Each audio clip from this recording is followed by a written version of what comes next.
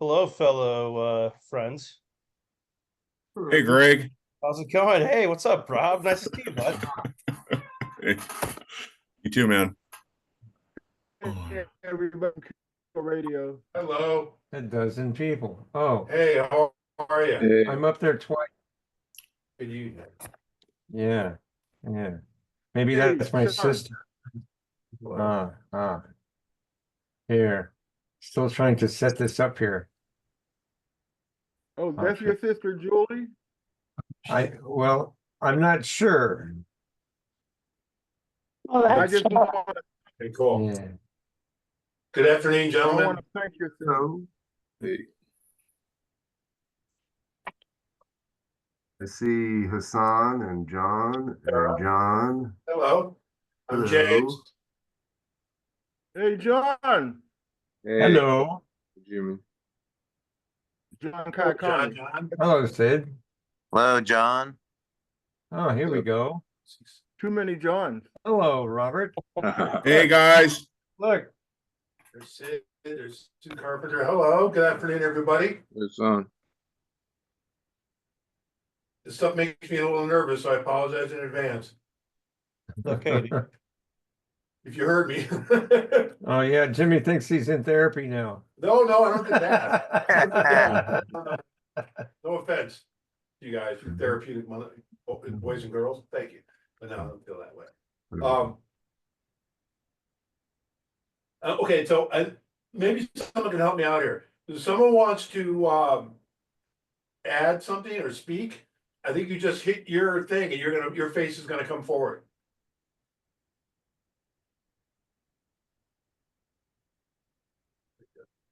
Sue? So on the bottom there's a react tab. You could either like raise your hand like this. Oh, cool. So you could say, "Oh, okay, you want to say something," and then I could like, I see the react. I yeah, got it. yeah, and then Okay. I could, yeah, yeah. So that's typically how. I'm sorry, I live and breathe in Zoom all day, so. Okay. Cool. Yeah, I do it weekly with my siblings. So, but then it's only 4 people. First of all, good afternoon, ladies and gentlemen. Thank you for showing up. I don't know, I'll give you my quick thought on Bennett, then you guys share your thoughts, and I want to share the poems I read to Bennett before he passed away. But we'll do that a little down the road. They're not my poems, it's written by Stanley Kunitz, but I think you'll enjoy them.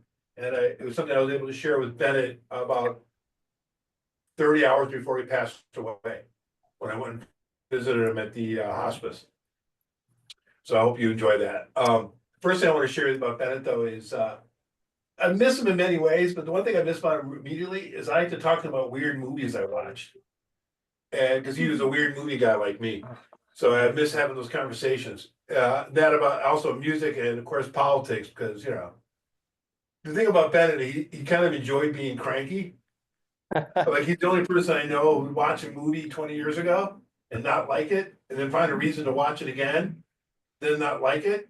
And then 5 years after that, do the same thing again and go, yeah, I saw this movie 3 times. I didn't like it any time. I'm like, dude, okay.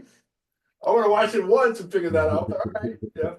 So that's my first share of Bennett.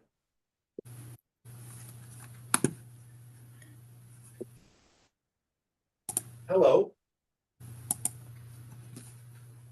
Hi, Becky. Nice meeting you. Hi, can you hear me? Yeah. Yeah. Okay. Yeah, he's my brother. He's my oldest brother. And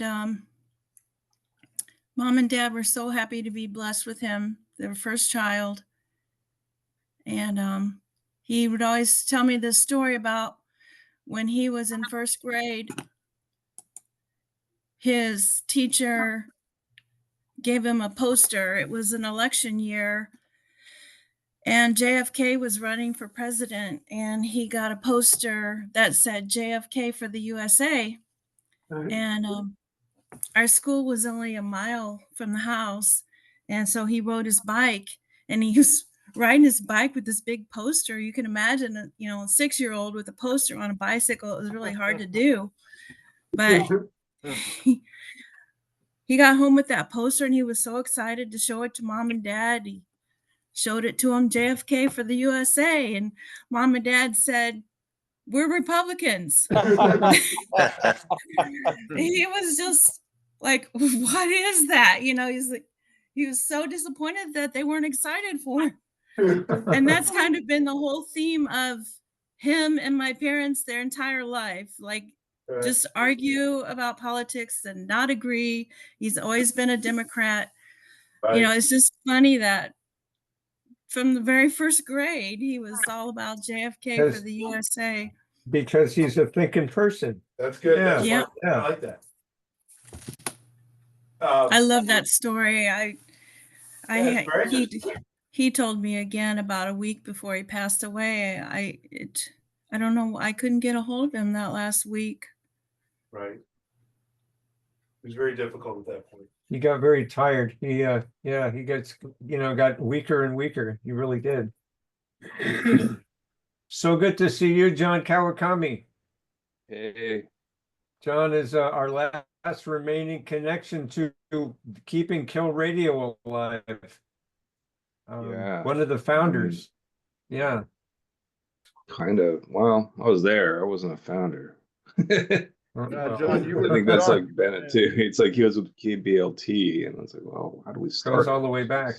And Hassan, good to see you made it too. Oh yeah, John. There wouldn't be no Kill Radio without John Kawakami.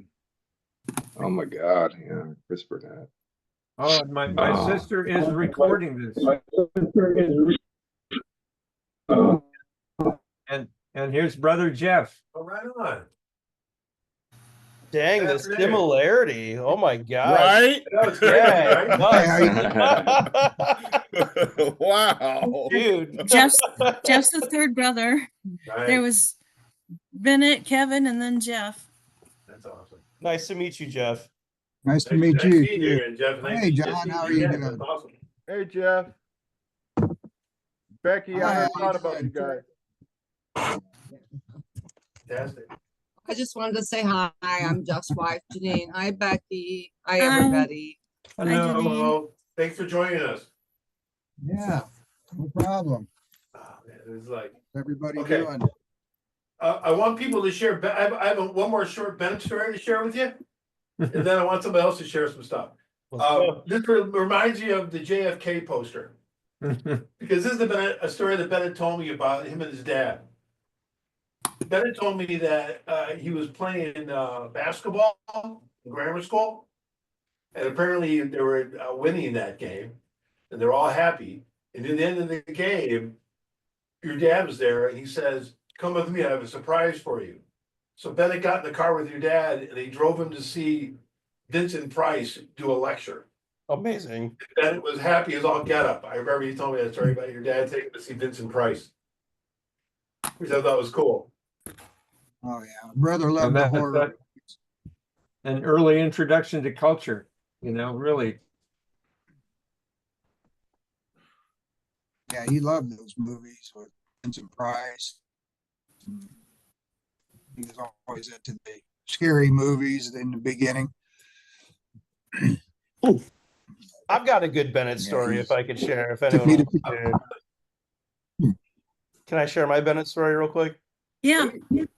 So I was a young aspiring musician in Los Angeles in my late 20s. And I ended up at Kill Radio being interviewed for a band I was in. And I fell in love with Kill Radio. And I was like, shit, can I get a show here? And the host was like, yeah, we'll get you a show. And he literally gave me like copies of the keys instantly and was like, do your thing. And I'm like, okay. So, it's off of, Vermont and Beverly.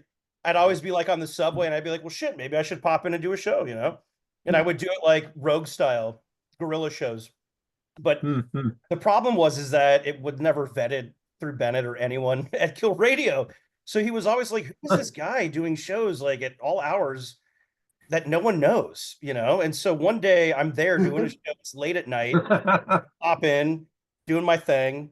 And all of a sudden the door bursts open to the studio. And there's this man I've never met. And he looks at me and he's like, who are you? And I'm like, what do you mean? I was like, oh, my friend gave me keys to here. I play music. I love this place. He's like, yeah, but like, who are you? Like, we don't know who you are.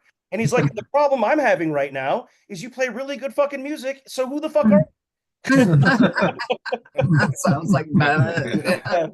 And we became pretty tight friends after that. And he allowed me to come in the studio and like play music all the time. But it was funny because we quickly realized that we're from the same town. I grew up in Peoria, Illinois, and so did he. Oh, Like, yeah. it's like, no way. And so we always talked Wow. about that and like, our Where love. about in Peoria did you grow up? I'm from Morton, actually. Oh, are you? Right down the Okay. road. I know, small world, right? But that's what we always Yeah. laughed about that. Yeah. We always laughed about that, but he was so funny. But ever since that day, he never like was mean or like, he wanted to be like, hey, who are you? And No, hey, he hey, was you're just dude. honest. Yeah. Bennett was very honest. Yeah. But he gave me a radio show and I had a great show and a lot of fun for many, many years in that studio. And I miss it like something else, but it was a beautiful. I went in there for 13 years. Yeah. Yeah. I miss it, man. I miss it. But yeah, I just wanted to share that. Thank you for letting me share that. I just thought that was so funny. This like scruffy man who's like, listen, I'm so mad, but your music's so good. He's like, who are you? Well, we like to That's hear my- the stories from you guys because, the last time I was actually out to see Bennett was 2017. So, besides him coming back here. And so it's nice to hear, because you can't catch up on a full lifetime out there Sure. in a day trip. So, Sure. Yeah. Yeah. even though Jeff, we talked to him over the phone, but it's nice to hear the stories from his friends. Yeah. I have a story to share about Bennett. Please. Yeah, so I used to run KBLT, which is how I know Bennett. I think Bennett came to my station because of Hassan, who's also on this call. In case none of you know this, there's video of Bennett from him DJing at my station that is now in a documentary that I just made. And I was hoping that I could share that with you, but I'm not adept enough with editing software to be able to share it with you. But he's memorialized in this movie, and he's really a scene stealer because he's doing his thing. He's on mic. He's a lot of you have talked about him loving movies. I think he was playing a little bit of The Thin Blue Line, and like there was a musical overlay.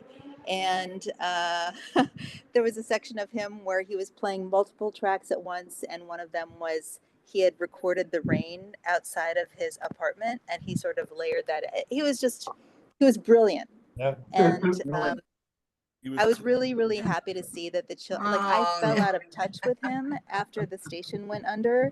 Like we were on the air from 1995 through 1998. I think he had a show for 2 years there, and then he went to Kill Radio. And then I had fallen out of touch with him until I started on this project, saw this video of him, reached out to him, and I was so happy to find out that the chill room still existed, because that was born 30 years ago, and he obviously loved it. Yeah, he And did.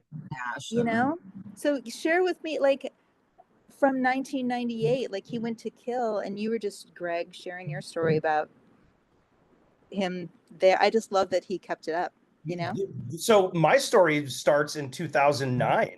That's when like he burst through the door and was like, who are you? But we quickly became friends over like 80s horror movie and sci-fi music. Yeah. And our love of edibles. So we quickly became I met Bennett New Year's Eve, I think, between 05 and 06. And actually, I was introduced by my friend Edward Glazier, who is known as Edgy. And I thought for years his name was EDGY, Edgy. But it's Ed for Glazier. And the funny thing is, my name is John Glazier, Glazar. Ed was Glazer, the German guy. And I'm pretty sure he's dead now. I lost touch with him and could never regain contact with Ed. But that night, New Year's Eve, I sat in on a chill room and got to watch Bennett kind of put one together. And at the same time, he was perfectly sociable and sat. I had another friend there who was a heroin addict that went back to live on Venice Beach. But we had a lovely, engaging evening, and soon after I was a member, and soon after I'd been going in and doing a show for a couple or 3 years from like '06, I moved to a block away from the station where I still live. I've had the same apartment for 14 years. And I live right next to the Hollywood Freeway on-ramp at Vermont here in at Oakwood. But in 2011, Bennett bequeathed me the weekly news. So for the last 14 years, I've been doing a weekly news by reading the Harper's Weekly Review, and it still gets played in Modesto on station KGIG. So, that was kind of gotten. And Bennett and I spoke on the phone nearly every day for years and years, and really just talked about everything under the sun, but talked about our shows. He taught me how to put a picture up. And I was going to add that if any of you go on archive.org and in the search window put in Bennett Theissen and spell his name right, you get about 237 entries that are mostly all chill rooms. And I've also put in just chill room in the search window, and I don't know if it's the same mix because a different batch come up. So that's a couple of different ways to actually still listen to archived chill rooms that are still there, and highly recommend them. Absolutely. Highly recommend them. Just amazing works. Are we able to download those and keep Yeah. them? Yes. Nice. Yeah. Nice. Archive.org is easy as heck. I listen to it every day. Yeah. In the chat, Very I put a link user-friendly up. place. Yeah, I put a link up in the chat to a bunch of files I found on his discs that are just chill rooms and stuff. Oh, Awesome. That's Yeah. awesome. That was cool. I didn't know that Yeah, existed. so you could download there. I met. So I what's met. your story, Jason? Oh yeah, go for it. Well, Bennett and I go pretty far back. I met Bennett in October of '98, the same time I met Hassan at Kurt Kelly Radio. We all ended up getting employed there, unfortunately. But the fortunate thing was that we all got to meet each other, and we all became close friends. Bennett, I was listening to, I can't remember quite what it was I was listening to, but he came in and told me to turn it off because it was terrible music. And I had never met him before. This was like my first encounter with him. We both worked the night shift, the midnight shift. We were uploading files to this incredulous website. And I got offended at first, and I was like, who is this guy coming in and telling me about my music, But then he started sharing things with me, and I quickly understood that this is somebody that has a deep, deep passion and knowledge of music, the arts, theater. I mean, he hit me with so much the first week that it was overwhelming. But he had a tremendous effect on my life. Ever since then, when I lived in Los Angeles, I would see him a couple times a week. We would talk like John just about every day. When I left Los Angeles, we continued to talk every week for the last almost 28 years. Wow. He brought me on board. I watched him do his chill rooms live in different venues. I watched, I was there when the KBLT ended, which was a bummer for him, but then that led to Kill Radio, and then he got me into Kill Radio, and I had a show there from 2000 to 2002, and then from 2006 to 2008. And because of his influence, I have my passion. I always loved music. I always loved the arts, but I was just hitting the surface. I was really just hitting the surface. And he introduced me. I was in my 20s. He introduced me to Burroughs. He introduced me to, there's so much that he introduced me to seminal pieces that opened up the world to me for culture and art that I never knew existed. And that's how our journey began. And so every time we would have the opportunity to go to a Robert Wilson show or something at UCLA or the Red Cat, we saw the Wooster Group together at the Red Cat because he had fond memories of when he worked with the Wooster Group members in New York City, at Recherche Studio. He's told me everything from his time in San Francisco to his time in Chicago, San Francisco, New York, to Los Angeles. Yeah, he's dearly missed. I have found myself not having someone to have as deep conversations about film, science. Let's not forget science. This guy was a skeptic. And you'd ask him about that, he'd tell you, he doubts it, right? So he was a wonderful person. He was unabashedly, unapologetically truthful and honest to what he felt, and that is such a rare thing to find in anybody these days. And he became my mentor. I learned how to do audio mixes, and because he got me involved with the Chill Room and got me involved with my own show at Kill Radio, I was able to land a job at a sound design studio for film and television at Wilshire Stages. Because of my basic knowledge of just what he showed me, I was able to transfer that into this interview, and it changed my life. It changed my whole trajectory from that point forward. So I have nothing but fond memories. We argued, we didn't see eye to eye on a lot of things, but what was great about that is that we could have these conversations, disagree, and we were still best of friends. There was never any bad blood between us. He got to hold my daughter when she was born. We flew him up here a couple of times to visit when we could. He became a part of our flat. He became part of our family, Well, we would have a better world if we had more people like Bennett in it. Yeah. My opinion. So I miss him dearly, and it's hard to even talk about him. Thanks for sharing that. Yeah, that was beautiful. Thank you for sharing that. Oh, wow. One thing I remember about Bennett, he had very light opinions.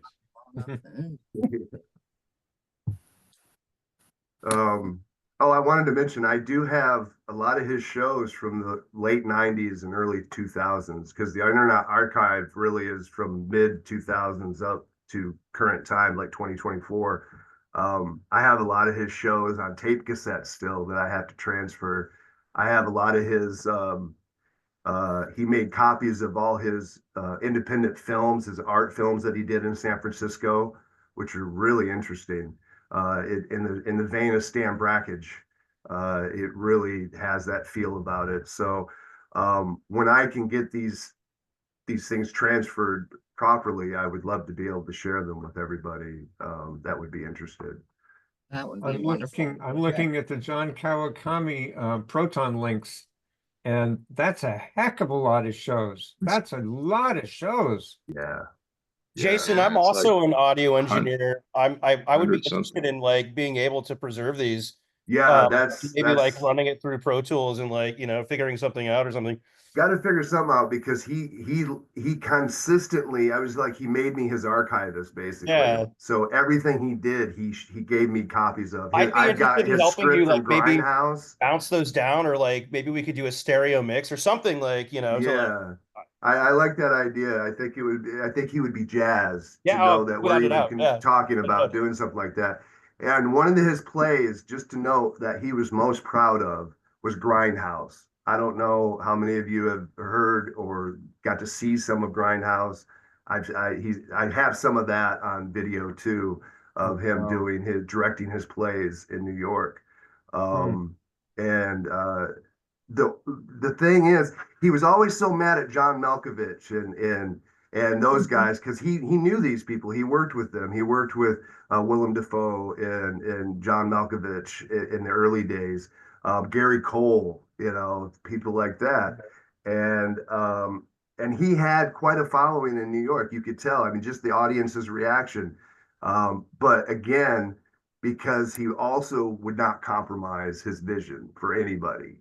And he understood that was one of the reasons why he wasn't sitting up there with John Malkovich and these other individuals that did give away their vision to some degree in order to have comfort. But he wouldn't do that. And I respected that tremendously about Bennett. And I do have the script Grindhouse and a couple other things that he had written along the way. Wow. I'm just trying to put it all together at this point. There you have it. There's so Yeah. much. One of my favorite stories about his New York art days was, I guess he had stumbled upon, Sonic Youth and like New York Dolls, like organically before, like before they were huge. And he was like talking with Thurston of Sonic Youth. He was, I just don't get it. It's just noise. Mhm. He would frequent CBGBs quite Yeah, a bit. yeah. All right, I'll tell my, can you guys hear me? I'll tell my Bennett story. Please, yeah. First, thanks Yeah. Hassan for reaching out, Hey, finding Claire. me so I could come into this. I'm Claire. I met Bennett through Kill Radio. My friend Umberto and I did Conscene for from 2000 to 2007. I think Umberto kept it going for a few more years. And I can't remember if Bennett had like, I can't remember if the chill room was like before us or after us or what it was, but like we hung out with Bennett a lot. And he was such a champion of our show, He was always like, it's really cool what you guys are doing. Like, you should do more. Like, and then he'd be like, you should talk less or talk more or do more, whatever. But yeah, we spent a lot of time together. I have all these, I also have a bunch of photos. I don't know if I can, can I share? Yeah. Try. Oh, I can. We're learning this stuff too. All right, look at this.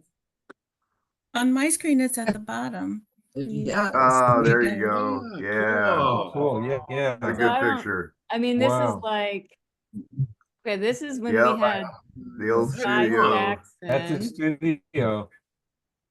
Sky Saxon of the Seeds. That's cool. Is it That's blurry cool. for you? It's blurry. Oh, those are Yeah, he good. was on our show, Oh, right? Wow. I'm gonna say Yep. this is like 2004. I feel like we had moved from next to the Vista to Vermont there. Vermont, right? Yeah.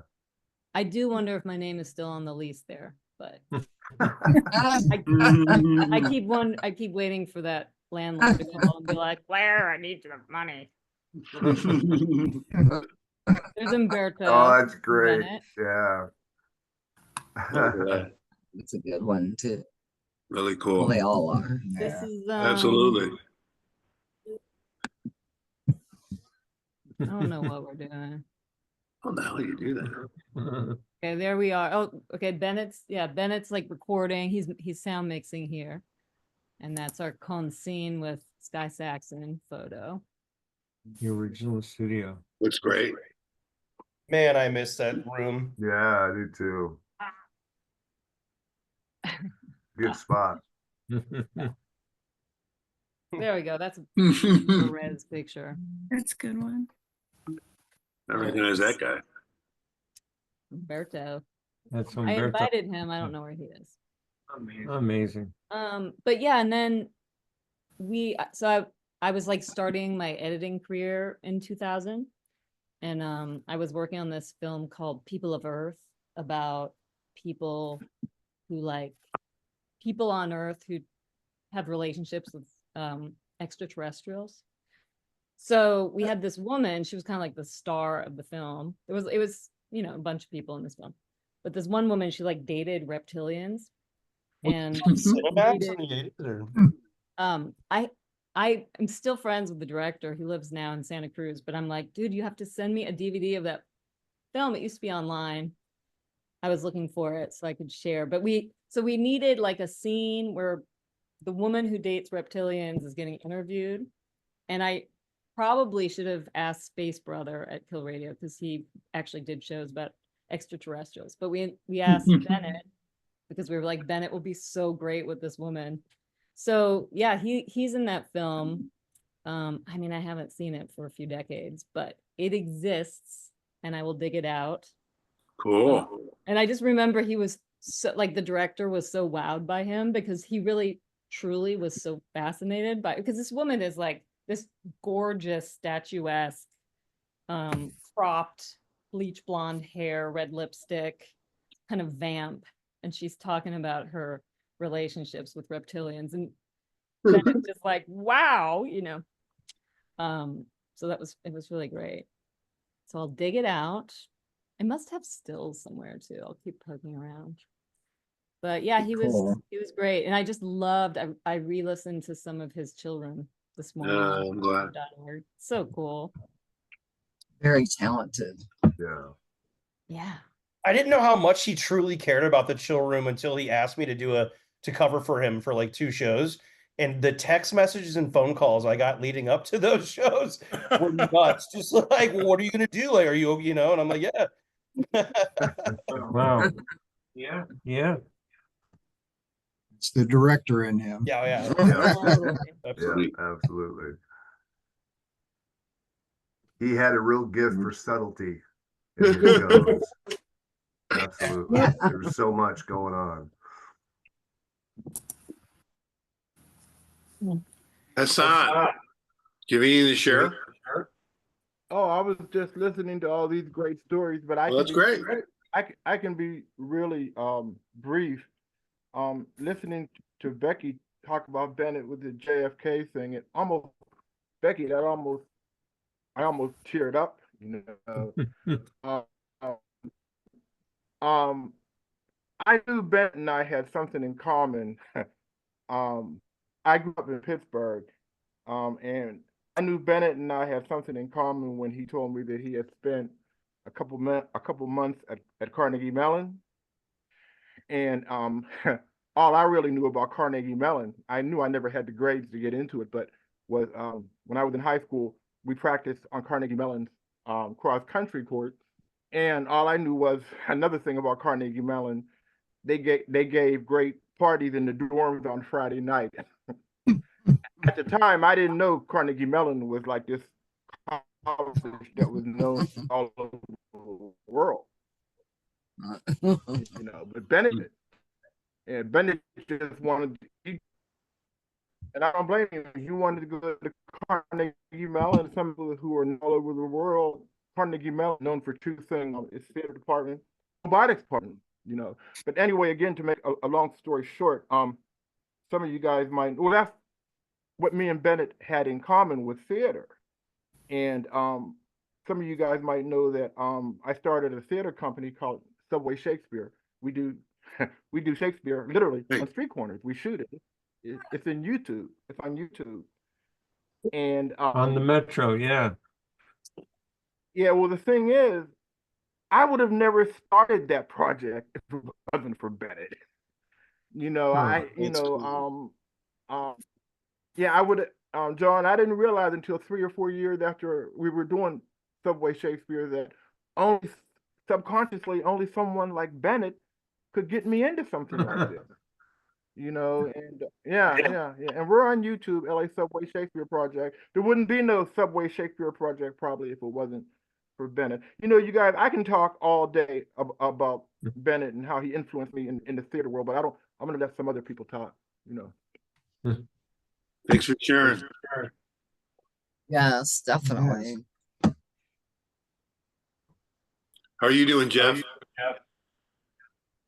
Good, James. How are you doing? I'm all right. Nice seeing Good to see you. You want to share something? I just found some stuff that you were talking about, John Malkovich and Bennett. There's a playbill from Illinois State University for him directing John in The Lover. Yeah. If you can see. Yeah. Oh, cool. Oh, nice. Very cool. Huh. If you can see it, where his name's in there. Just a few of these old photos from when he was doing plays around here. He did Carousel, Death of a Salesman, all the, you know, for various places around here. Yep, I think this is from Death of the Salesman here. Him. Okay. I don't remember who played in there. I love that play. But yeah, he did Camelot, did all the standard plays. He really cool. Great reviews for them all. I mean, he was well known around here back in those days. And yeah. it just fueled more of his desire to go and direct and write and act. That's what got him to New York and Chicago and eventually out to Los Angeles. Jeff, Taught me Jeff, a lot about music. no, Yes. Jeff, I was going to say something really quick. I only lived in two cities my whole life, Pittsburgh and LA. And oh my God, I wish I had did what Bennett did when he graduated from college.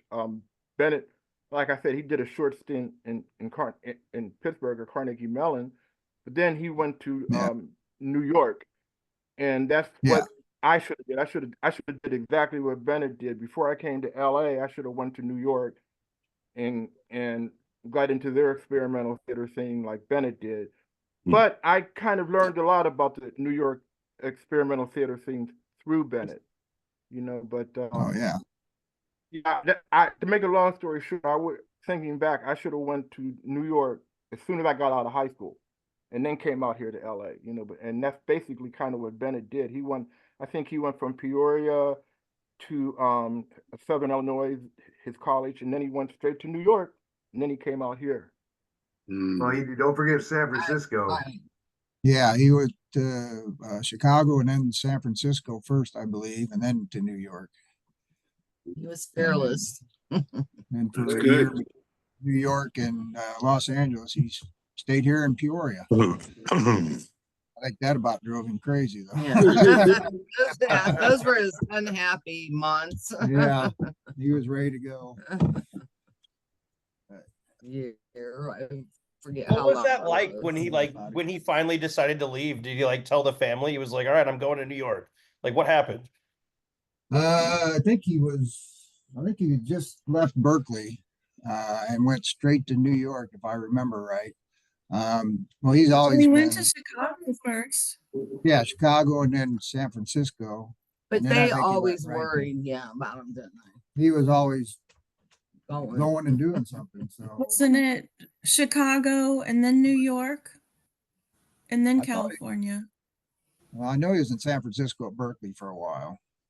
Of course, I'm 8 years younger than he is. So Yeah, I'm when he 11 years left younger. to go, I was only coming into high school. So I know we need Kevin on here. you might remember we need. Hey everybody, I'm Steve. Can you hear me? Got you, Steve. Yeah. Hey, Yeah. I joined late. So I left Brooklyn, New York in the late 70s. I got on a Greyhound bus when it was about $40 that would take you cross country. And I wound up in Berkeley. And that's where I met Bennett. And I'm really enjoying listening to everyone talk about what he did in theater, because I knew that he was into theater and some very different things than most people were at the time. And I knew he was a genius and extremely creative, but we didn't talk and do a lot pertaining to theater and performance. We did a lot of drugs together. This was the late Just 70s. I was born in 57, so I was in my early 20s, and I would always gravitate somehow toward people that were also from Brooklyn. So it was no matter where I went, and Bennett was the exception. And we did a lot of acid together. It was usually his idea, and listened to the Doors. He Lots loved the of Doors. Yes, we Yeah. did. He if there's anybody out there that he kind of really looked up to in the music world, it was Jim Morrison. That he would have liked to have been him, I think. And so it's just wonderful to hear everything, because he and I kind of lost track after many years, and then with the advent of Facebook, I reconnected with a bunch of people, and he's one of the ones that I found and reached out to, and we talked on the phone a few times, and I knew at that point, he was just really frustrated about things, and it's nice to hear all the things he did between Berkeley and the time that he was dealing with bed bugs on a daily basis and Right. that he was talking about. So anyway, that's my stuff. Yeah, it was Berkeley and then a little bit of San Francisco where I eventually moved and had my kids and got married and everything before I moved back east. So thanks for letting me know about all these wonderful things he did between those two times. Yeah. Thank you for sharing, man. Yeah. Yeah. Yeah. We appreciate Jeff, all your that's Steve Kaufman. And when he came to our house, he was the Jew from New York. Remember? Yeah, I Aren't don't you the think Jew from New York? I'm one of many. Yeah. You had dinner at our house. Not the only You one. had dinner at our house. Who Wait, said You remember that? that? I had dinner at your house. Oh my Yeah. God. Oh, well, thank you. Yeah, I mean, my Yikes. my memory isn't that great, but I guess if we did that, then we probably drove cross country together. And I remember, I do remember him coming to my house in Brooklyn for dinner, and it was pretty interesting because my mom was really into Broadway, and so she and he would just sit and talk about a lot of things that I didn't know. I'll admit there were a lot of things that Bennett brought up and did and spoke about that were over my head. So I was really glad to have my mom there at the time, so that I can at least talk theater. And we did the stuff that guys in their 20s did back then. We'd go out, we'd try to meet women, and and we're often, and that was always an interesting time. But yeah, I'm sorry, Becky, that I'm sorry I don't remember dinner then, because it's one of many things I'm sure I don't remember. Yeah, no, Bennett all told that me. way So. Yeah. That's funny. I think I do remember that, you coming to dinner at our house. Now that Becky mentioned it, sparked a Well, Yeah, recollection. Bennett told me. Well, Bennett, thanks for having me. Yeah. you were funny. You were so funny. Yeah, I used to be pretty funny. It's funny you say that because I actually signed up for an improv class that I'm going to be doing this coming week in Philadelphia here, and and for some reason when I signed up for it and decided to go do something with my with the humor and stuff that people always tell me I had, Bennett flashed in my head. And so it is kind of interesting for that to be brought up now and to be talking and thinking about him. I'll probably be thinking about him while I'm there, making a fool of myself. That's the whole point. Yeah, I guess it is, right? Yeah, that's how you grow. Yeah, excellent. Well, I can share some more pictures whenever you guys are ready. I can share some more pictures. Please. That'd be wonderful.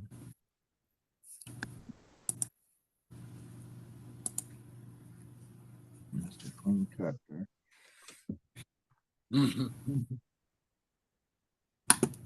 Can you see my screen yet? I can see your screen, yeah, but I can see you. Okay. Well, this is the Has first it? picture Bennett I can remember. That's Bennett with my dad. I don't see the photograph. Wait, I don't it's see the not coming photo. up for me. Yeah, I can't see it Sure. either. See, you have to click the share button. Yeah. Oh, okay. There we Uh-huh. go. Okay. Oh, wow. oh, Cool. That's beautiful. Yeah. I think I saw So that's this picture before. Peoria. When exactly? Wow. Is that Linda that he's with there? Oh no, that's Or Mary? I think that's Mary Mary. Sweeney. Mary Yeah. Sweeney. He dated her for about a year. He brought her home for Christmas. Yeah, they were only together for about a year. He sure was into her though. Oh, he's infatuated with her. Yeah. Oh, I just found that. There's our kitchen. What year is that? Wow. Uh, I don't know. I was still home. 72. 70. I found that picture today. Wow. Wow. Yeah, he graduated high school in 71. Oh, so I right think after high school. Cool. that's the whole Oh, family. I'm the little girl. oh, wonderful. Let's see. All these black and whites are different plays he was in. Wow. Yeah, I just found that photo album today. It's in there. That's very good. Mm. Like the cowboy hat one. Like the cowboy Oh, hat. yeah. Look at that. Look at that. He was doing Test Tree Rides again, I think. Or Destry. Yeah, what happened to us? What happened to those cute kids? A lot of acid. Yeah, yeah. yeah, it's accurate. No longer that. Wow. Sorry, John Boyd there.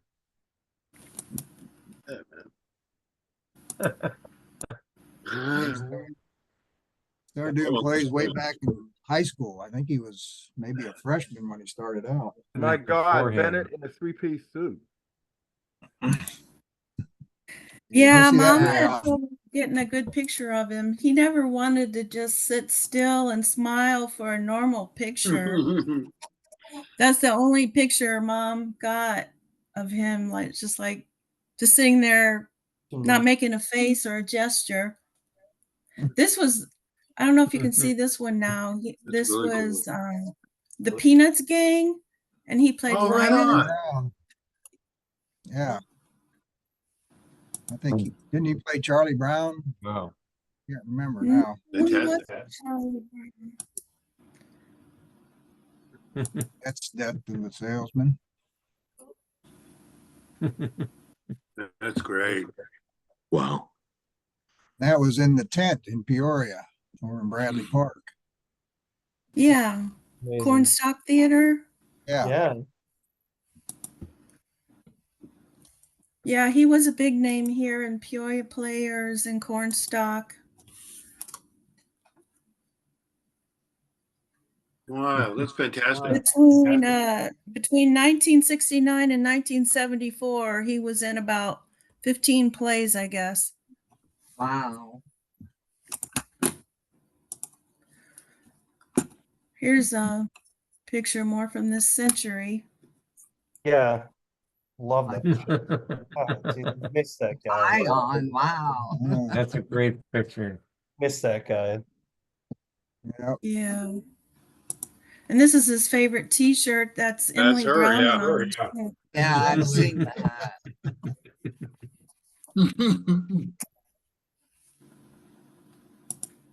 And this is a play that he wrote and performed in Chicago. He wrote this play called The Red Horse Animation and performed it on Randolph Street in Chicago. And they were rolling around on dirt. They brought in a whole bunch of dirt. Okay. I have some of that on video. Does somebody have that on video? The Red Horse Yeah, Animation? that's one of the videos he gave to me. Yeah. Wow. Yeah, I think there was some nudity in it as well. Let's see. I went up to Chicago to see that. Yeah. Yeah. There's where he hurt his Yeah, I leg. recognize that. Yeah, he hurt his leg. This was happy times when he came home for Christmas one time. All the brothers together, and that's my son, the little boy, and then the baby is Trevor, Hair my noticeably nephew. more short there. Less And up. then, yeah, Bennett was in a movie, and you can watch the movie on YouTube. It's called Dead Boys Can't Fly. Right on. Oh, I didn't know it was on YouTube. Existed. That's also listed in the IMDb, I believe. Yeah, it is. I think this was on an episode which he was very proud of. He would say that this was featured on a USA Up All Night in the 90s. And it was like a grindhousey 80s type of event. But yeah, he used to talk about this a lot. Never knew about that. Yeah. Good, but I've never seen any of it though.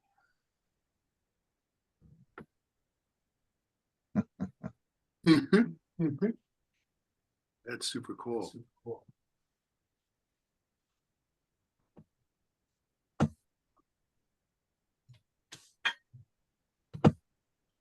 Well, I think that there's a share It audio takes button place on too, isn't there? Memorial Day. It pretty much all takes place on one day, but it's I don't know how to describe it, but you can find it on YouTube. I'll look at it. I'll look for it. I love the way this movie ends. I don't want to Yeah. I don't want to tell everybody how it ends, but Bennett, he's not in the movie that long, but he steals the movie, especially at what happens to Bennett at the end of this movie. You guys should take a look at it when you get a chance. Yeah. Yeah. It's hard to watch though. But yeah. Good. Dead boys can't fly. I'm writing it Dead down. Boys Can't Fly. Fantastic. It's on IMDb. It's Yeah. I'll put the link in the chat. it's a story of terrorism. Some terrorists get into a 1992. building. The other IMDb entry there is for Manic A Go-Go from 1992. Yeah. I don't know what happened to that one. Becky, to show you how this is oh my God, you guys are telling everybody how it ends. No spoilers. Yeah. Okay, so here's the Bennett Theissen archive.org entries. Yeah, there's 235 here. Wow. Fantastic. So you can just click on one and listen. I don't know why. Oh, you have to share. On this one, I there's a think, different voice. He didn't use his voice. But anyway. Oh, okay. there's that. Well, toward the end, he would use computer voices. He went to AI. He got tired of his own voice. Really? Yeah, see, I like to hear his voice. Me too. That's what. I don't think the audio is coming through. I think there's something else you have to fiddle with in the toolbar to get audio. This is very good. This Very nice. Very nice stuff. He's so talented. Absolutely. his this is his obituary, and there's some nice pictures and messages that people left. Here's a stranger who just found him. He said, "Just this evening, I stumbled about this gentleman, and right now I'm listening to his beautiful show about the Doors and Ray Manzarek. I wanted to look him up to tell him how much I enjoyed it, just to find out that he has left this plane. Bon voyage, sir." It's very sweet. So February 15th, somebody went looking for him and found he was gone and wrote this message on his obituary. Wow. I thought, yeah, it's so sweet. Absolutely. I'm sorry, I have to leave a bit early, but I just wanted to leave everyone with my heart and telling you how much I appreciated this and how wonderful it was to hear stories and see these pictures. And that last story you left me with solidifies my entire remembrance and belief of him. It's eternal. It'll be eternal. Strangers on the internet will find him and what he's left, and they'll seek him out. So I think that was the He's still gaining fans. Yeah, absolutely. And Right. that's just the way it is. But thank you everyone so much. Thank you for letting me. Thank you for sharing. All right, Much love Greg. to you all. Thank you. Nice to meet you. Can we possibly get the link to the obituary in the chat? Is that Sure. possible? Yeah. Thank you.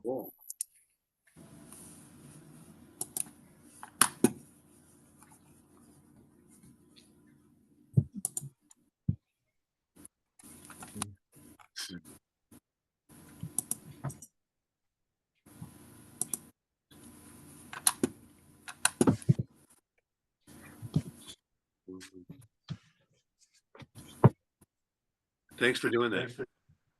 I don't- Yeah, I'm trying to figure out how to get to the chat.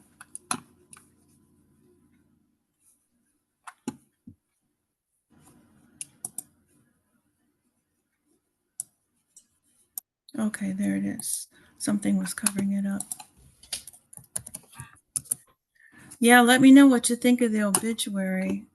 I hope everything I wrote was accurate. I can kind of read some of it if you want. He was born on November 5th of 1953. He spent his formative years in East Peoria and graduated East Peoria in 1971 and went to ISU, Illinois State University. He was just a little bit short of getting his degree. I think maybe only a few credits short. And then years later, they reached him and wanted to grant his diploma, but I think Bennett didn't care to. Isn't that right, Jeff? Yeah, I believe so, because he wasn't interested then and really didn't care about having it. He was doing Yeah, what he wanted to do and didn't need a diploma for anybody to tell him he was qualified to do it. So right. But he was so close, and then they wanted to grant it to him, but he didn't care. So For the rebel. anyway, yeah, He yeah, lived life the way he wanted. Yeah. That's what Bennett lived life to the fullest, I think.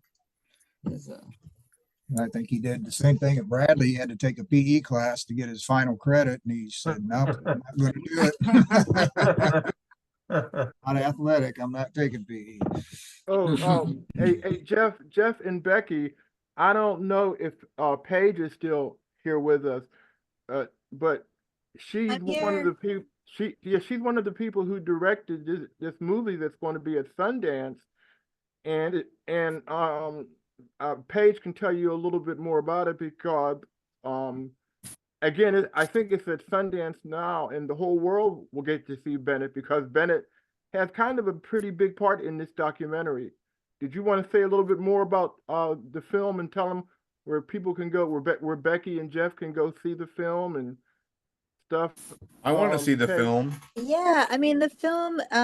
I wish it was at Sundance. It was actually at Slam Dance. It just premiered in Oh. Los Angeles at Slam Dance last month. I had invited Bennett, and he passed before the premiere happened. Yes. We had a friends and family screening last August that I invited him to, and he said he was like too sick to go in person.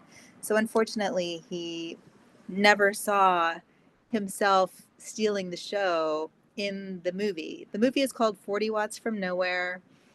We're trying to get distribution. We have a couple bites, but you know, in a best case scenario, it will be on a streaming service before the end of this year into perpetuity. So anybody could see him in this movie doing what we all on this Zoom know about him, which was loving music, sharing his very unique view of the world. So he's going to be memorialized through this, and I will add him actually to his IMDb. I didn't realize that he had an IMDb entry, so I have an IMDb for the film, and I will add him so that he shows up there too. Beautiful. awesome. Thank you. Yeah, I think Bennett would encourage all of us to stay creative, archive our own art, put as much of your communications and your truth that you can out there as in a creative way that you can, while we still can. You know, he was real concerned about that and with censorship and whatnot. Right. So he would encourage us all to stay creative and put our art out there as much as possible as well. Bennett lived for art. Yeah. Right. Yeah. Robert, you like Yeah, to share? sure. Yeah, could we stop the screen sharing so I can see all of you while I talk? Uh-huh. Oh, thank you very much. Yeah. Hey. So good to see some of you guys that I haven't seen in so long. I first my route to Bennett, my road to meeting Bennett was started in I think around 2009 or 2010. My brother was living in the Silver Lake area and he had a friend named Richard who was involved with Kill Radio. And Richard was involved in a couple different shows, one of which was on Friday evenings that he did with John, called You Send It, We Play It. And that was the demo tape show. And Short-lived, yeah. yeah, John and Richard were hosting that on Friday evenings, and my brother and his wife started to come in and co-host with them, and that was my first stumbling Wow. upon of Kill Really? Radio. My brother, I don't know if it was the first time he was there with Richard and John, but my brothers, started texting me, or he said, you go to this website, killradio.org. We're on this show right now. So I did. I didn't know anything about Kill Radio, and that was how I found out about Kill Radio. Was I started listening to like I said, You Send It, We Play It was on Friday evenings. We had a big bin of mail that came in. There was all kinds of CDs and stuff. So we just drew from that for a while. Yeah. Yeah. And so I would listen to my brother, whether he was on or not. I started listening to that show with John and Richard, and Bennett came on. Bennett owned that studio Friday nights. Bennett, that was his studio on Friday night. So after You Send It, We Play It would end, Bennett would take over.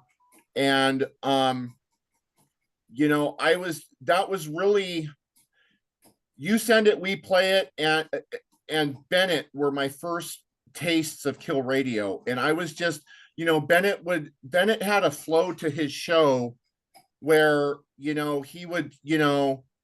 he would talk about things. He would play, maybe play some new music. He would, bounce around to different things, but come, a couple hours into the show, he would go into what he called his collaging, which is what Sue was describing earlier, where he's just mixing so many different mediums.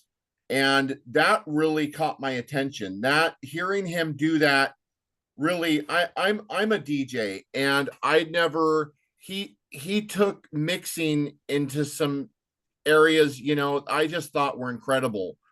And he really inspired me to want to get involved with the station. And I remember the first couple times I listened to him, I just could not turn it off.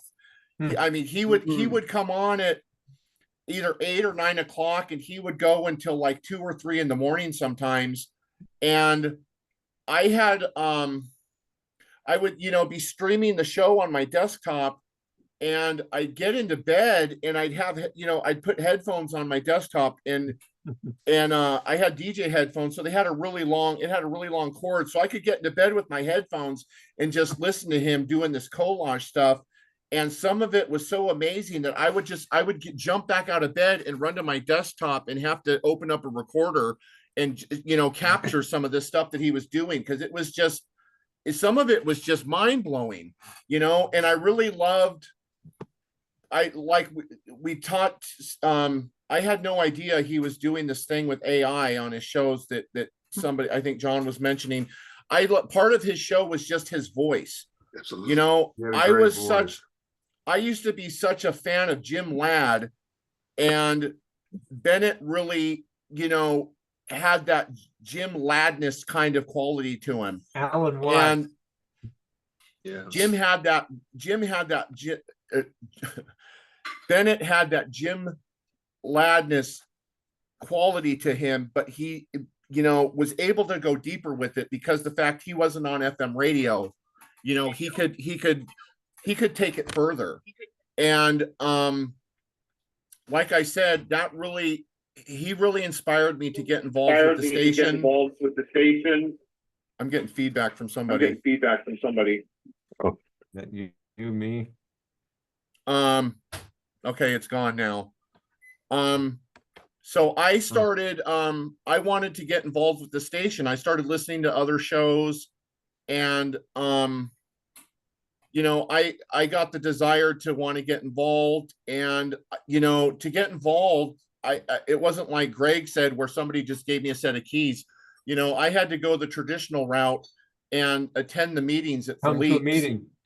Yeah, I had to attend the meetings at Philippe's, and I remember I had a co-host that I had a friend that I wanted to do my show with, and you know, I told him we had to go to these meetings, and we showed up at Philippe's for the first time for our first meeting, and there were so many people at Philippe's. The Philippe's was packed, and it's like, well, how are we going to find this group of people, you know? And I remember at the time when it came to directions on how to go to the meetings, it's an email or something that was on the website said, you know, show up at Philippe's and look for the unruly crowd of people in the back of the restaurant. And I went to the back of the restaurant and I didn't know it was Bennett, but Dawn, I think your client's here. Sorry about that.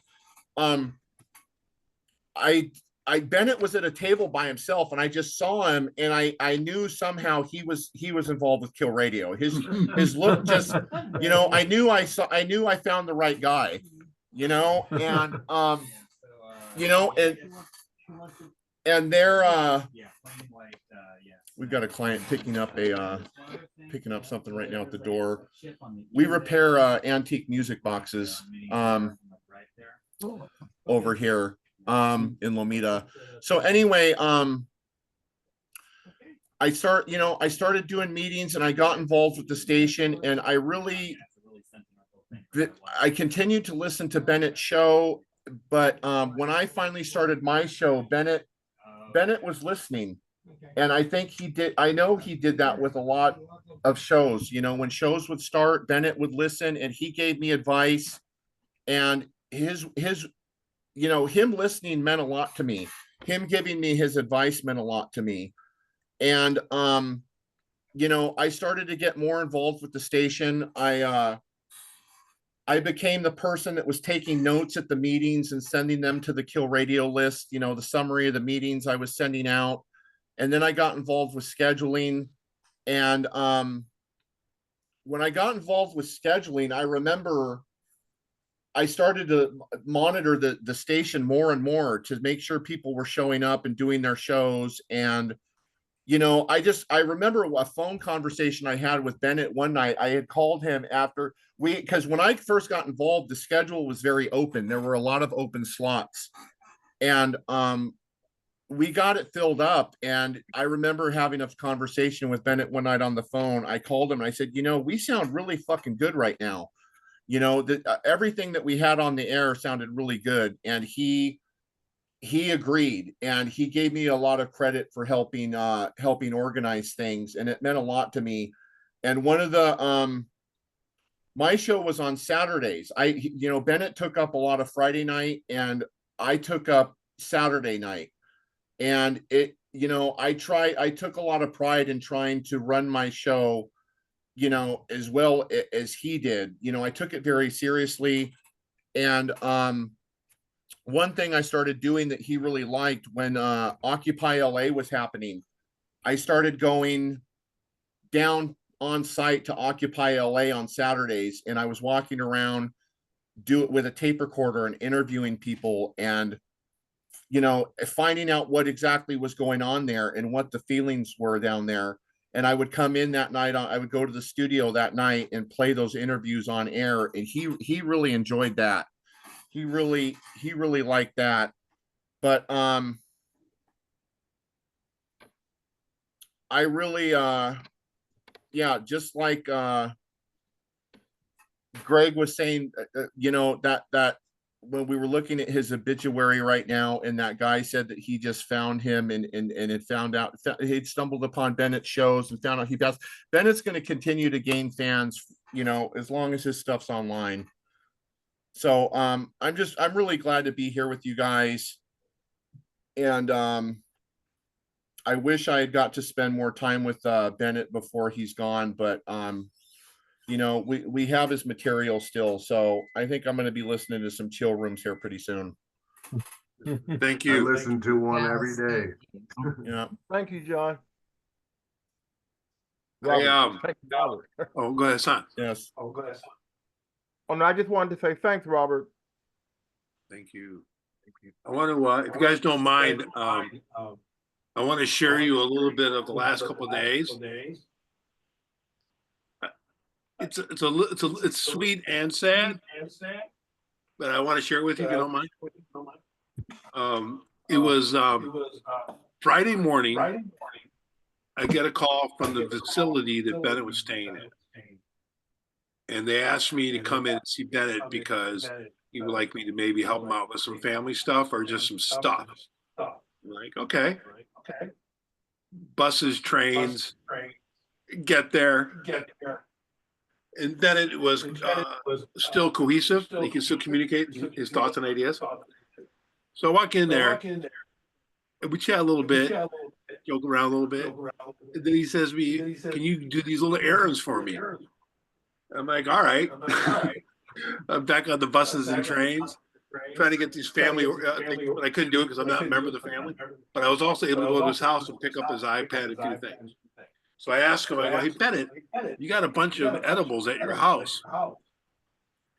Really strong. Yeah. Would you like me to bring them back for you? He goes, yeah, sneak them in for me. I'm like, all right. So I'm heading back there, and I get a text from Bennett about 3/4 of the way there saying, can you pick me up some chocolate milk? My first reaction was no, because I'm on buses and trains for hours already. The second bus broke down right in front of the A&P mini market. Oh, well, guess what, Bennett? You're getting your chocolate milk. So I pick up the chocolate milk, get on the broken down bus, and I get to his place. Okay. I walk in. And this is okay. I'm going to slow down a little bit. I walk in and he says to me, he goes, I got something to tell you. I go, what's that? He goes, I'm dying, and I'm probably going to die this weekend. So I look at him and I go, maybe you will, maybe you won't, but I love you and you won't be forgotten. That's what I told him. And then I asked him, I go, hey, Bennett.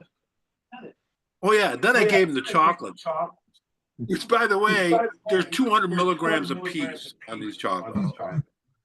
Bennett proceeded to eat 3 of them. Pretty much immediately. Okay. So I'm like, all right. So, hey, Bennett. And I had a book of poetry with me. I like to read a lot of poetry. And one of my favorite poets is Stanley Kunitz. So, hey, Bennett, you want to hear some poems? And he goes, yeah. So what I want to do is I want to share 2 of the poems I read to Bennett, if you don't mind. And I might want to share the poems that he read back to me, if that's okay. Yes. All right. So the first of all,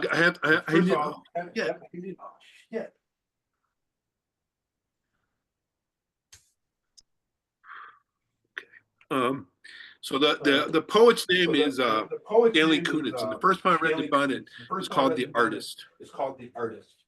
And I think it's fit.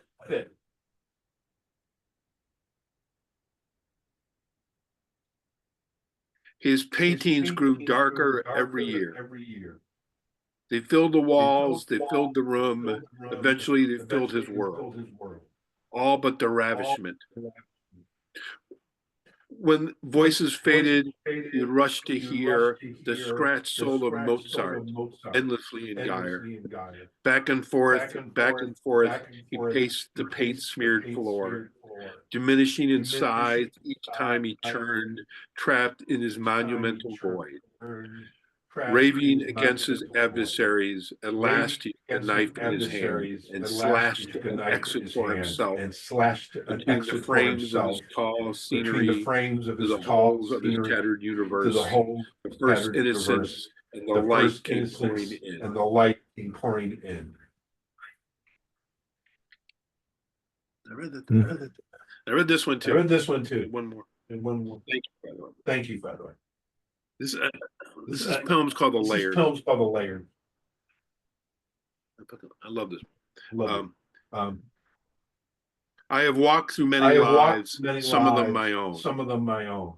I am not who I was, though some principle of me abides, which I struggle not to stray. When I look behind, I'm compelled to look before I can gather strength to proceed on my journey. I see the milestones dwindling toward the horizon, and the slow fires trailing from the abandoned campsites.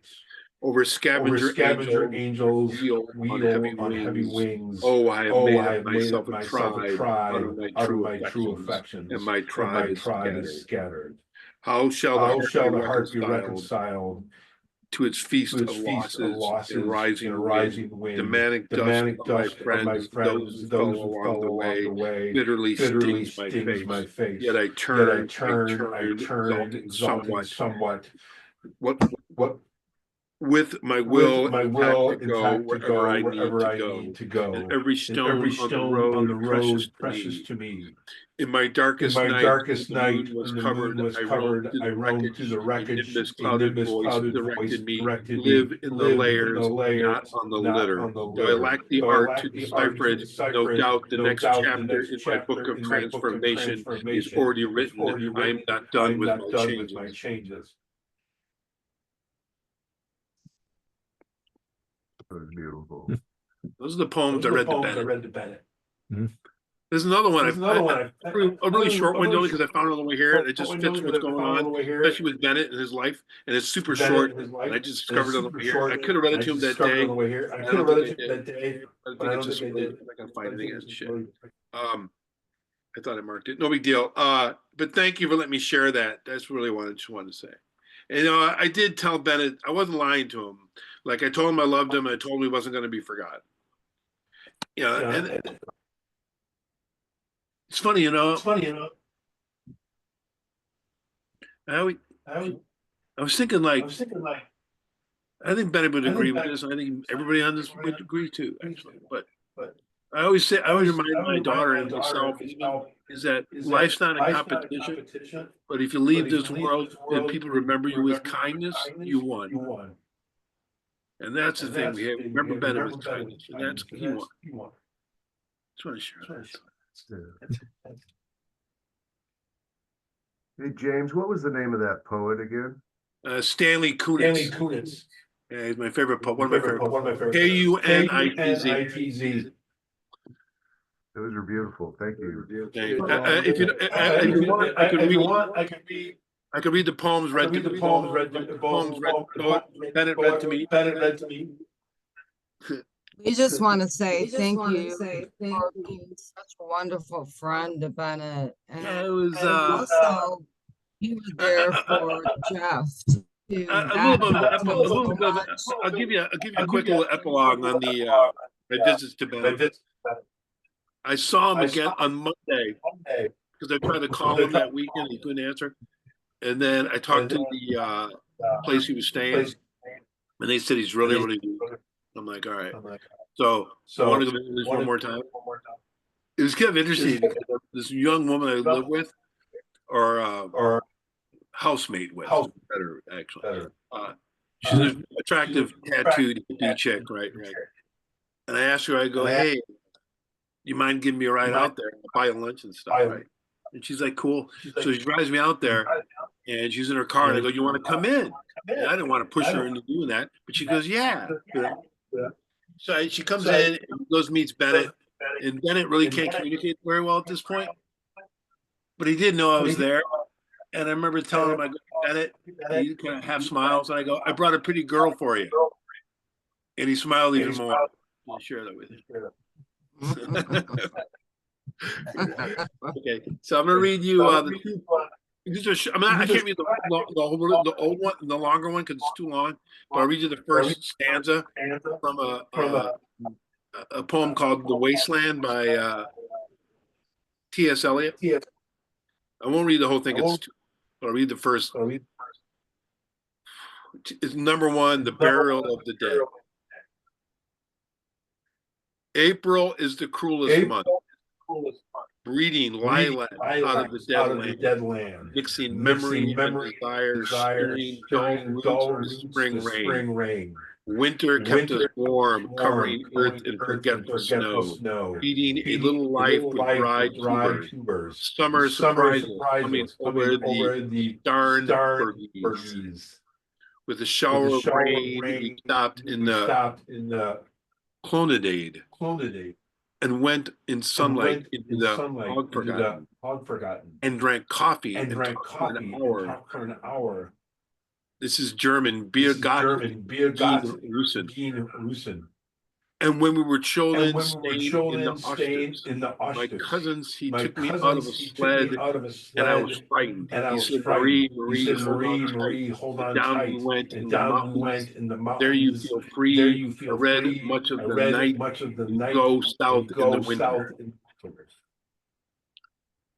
What other roots the clutched branches grow out of the stony's rubbish, son of man? Cannot say or guess, for you know only a heap of broken images when the sun beats and the dead tree gives no shelter, the cricket no relief, and the dry stone no sound of water. Only there is a shadow under this red rock. Come in under the shadow of this red rock, and I will show you something different from either. Your shadow at morning striking behind you, your shadow at evening rising to meet you. I will show you fear and a handful of dust.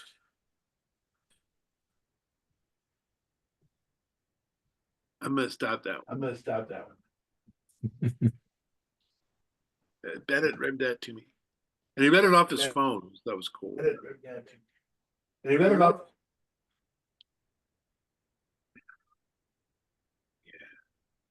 I just want you to know that I saw him a lot the last month and a half. He was with us, maybe the last 6 weeks. He was cranky, but he was also good natured and good spirited. So it was all right. I was glad I was able to be there for him. We're glad you were there too. Yeah, thank you for that. I just thought it was funny getting the chocolate milk. So I'm like, I ain't getting this fucking cranky old man chocolate milk. Surprised you didn't watch You were already on the right. Well, again, that on the way back to his place, the bus broke down twice. 2 different buses broke down on the way there. It's a long way, Sun Valley. Yeah, it is. Right. So I was like, it's funny. But I love I figure this, I'm not in a hurry to die, but if I do die and someone gives me a bunch of hard chocolate weed to eat and reads me some poetry, I'm like, yeah, that ain't a bad way to go. No, definitely more on his tip. Yeah. Thank you, James. Thank you. Yeah, I'll give you. I have one more I'm going to read because he read it to me, and it's a William Blake poem. It's shorter. It's easier for me to read. Tiger, burning bright in the forest of the night, what immortal hand of eye could frame the fearful symmetry? In what distant deep or skies burnt the fire of thine eyes? On what wings dare he aspire? On what hand dare seize the fire? And what shoulder and what art could twist the snooze of thy heart? And when thy heart began to beat, and what dread hand, and what dread feet, and what summer, what the chain, in what furnace was thy brain? What the anvil, what dead grasp dare his deadly terrors clasp? And when the straw threw upon their spears and watered heaven with their tears, did he smile his work to see? Did he who made the lamb make thee, tiger, burning bright in the forest of the night? What immortal hand or eye dare frame thy fearful symmetry? That's a better read to me.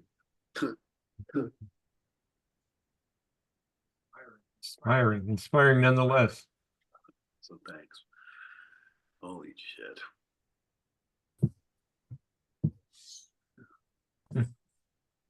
I would turn them on to really filthy, dirty movies sometimes. One time I called them up and I think, hey, Bennett, I got this movie recently. Nothing happens in it, really. Like no drama. no comedy, but it's like 55% naked young women in it. You might want to check it out. He called me a few days later and he goes, "It was delightful to look at. Really, nothing happened. Nothing happened." Background.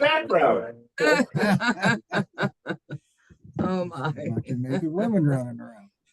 Woohoo. Isn't that every man's dream? Can be. Not always. Not always.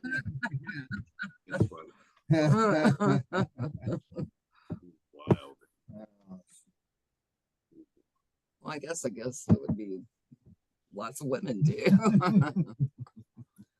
He was an amazing guy. I wish we would have got to spend more time with him.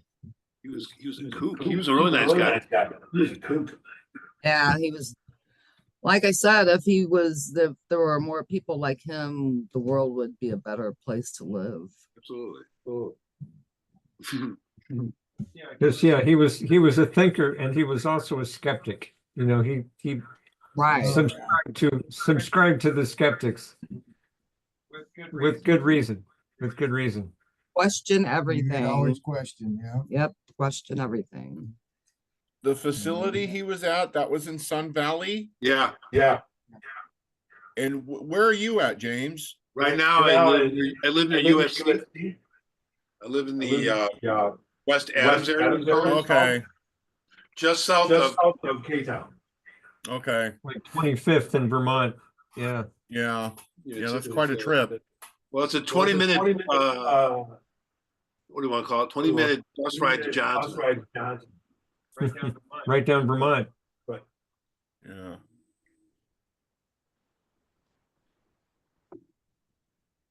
Yeah, it's a trip. I see. James is over in the corner of my apartment because the web is down at his house. But I tried to make a background for James by putting up some of my Hot Wheels collection behind him. But he's all covering it up. I should have put it to one side. It ain't one thing, it's another. I'm telling you. Can I tell you something funny to me about Bennett? Okay. Me and George, I don't think he's here. George is a friend of Bennett's. One time, him and I co-hosted the showroom, which had its enjoyment, but that's not the story. Here's the story. This is Bennett. I love Bennett. One day he goes to me, "Hey, can you record my children?" And I'm like, "All right." I had this audio hijack in my house. So about 10 minutes prior to the show starting, I was already recording the show to get started. And Bennett was having some technical problems. And kill, which is not unusual. And this guy, he went like temporarily ballistic because he technical problems. And I'm listening to stuff and I'm laughing my ass off. This was funny as I've ever heard. As soon as the technical problems ended, he goes, "Welcome to the radio." He just immediately switched into like the DJ voice. I was like, "This guy's a genius." Yeah. Where he had previously been screaming obscenities. Oh, he would lose his mind. He'd be throwing shit around the studio. I might even have it on record. I might even have that somewhere. Just like one of the classic. You know what they call it? Kill radio bloopers. Want to keep that? That's just fucking dying. He would get so damn mad. He'd be throwing things. I'd have to leave the room for a minute.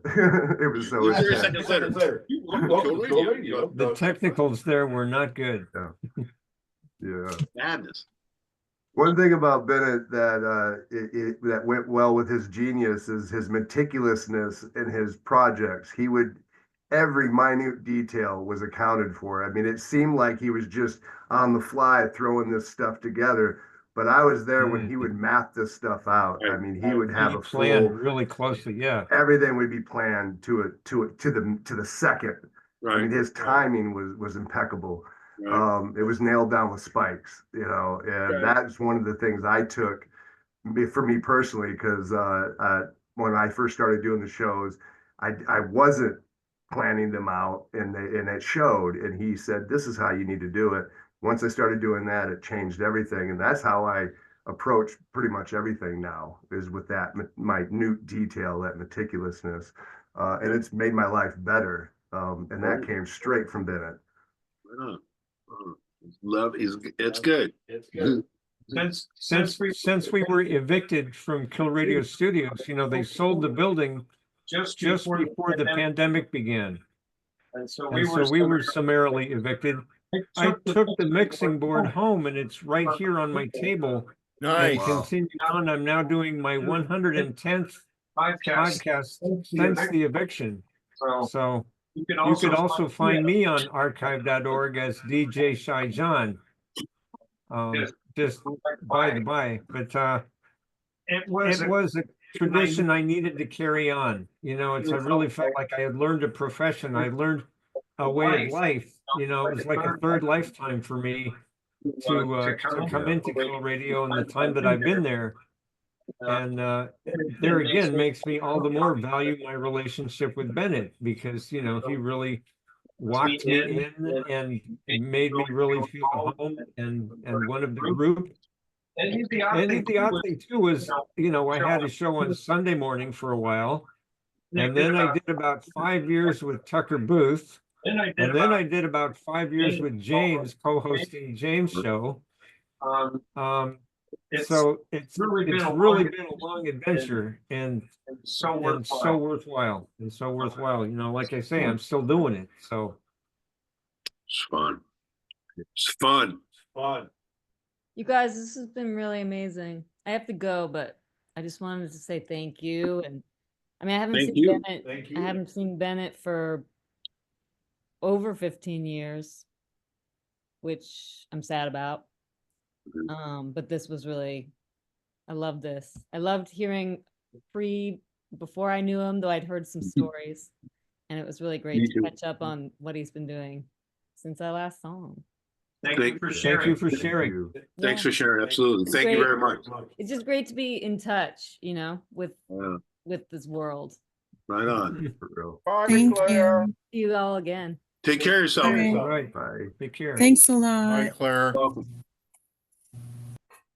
Was Bennett still living in that same apartment, John, up the street, up Vermont, The whole time. the whole time?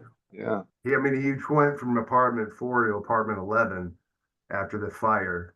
Right. The under area caught on fire and burned up through his apartment. So he had to move to apartment 11. That's where he ended up at the end there. Right.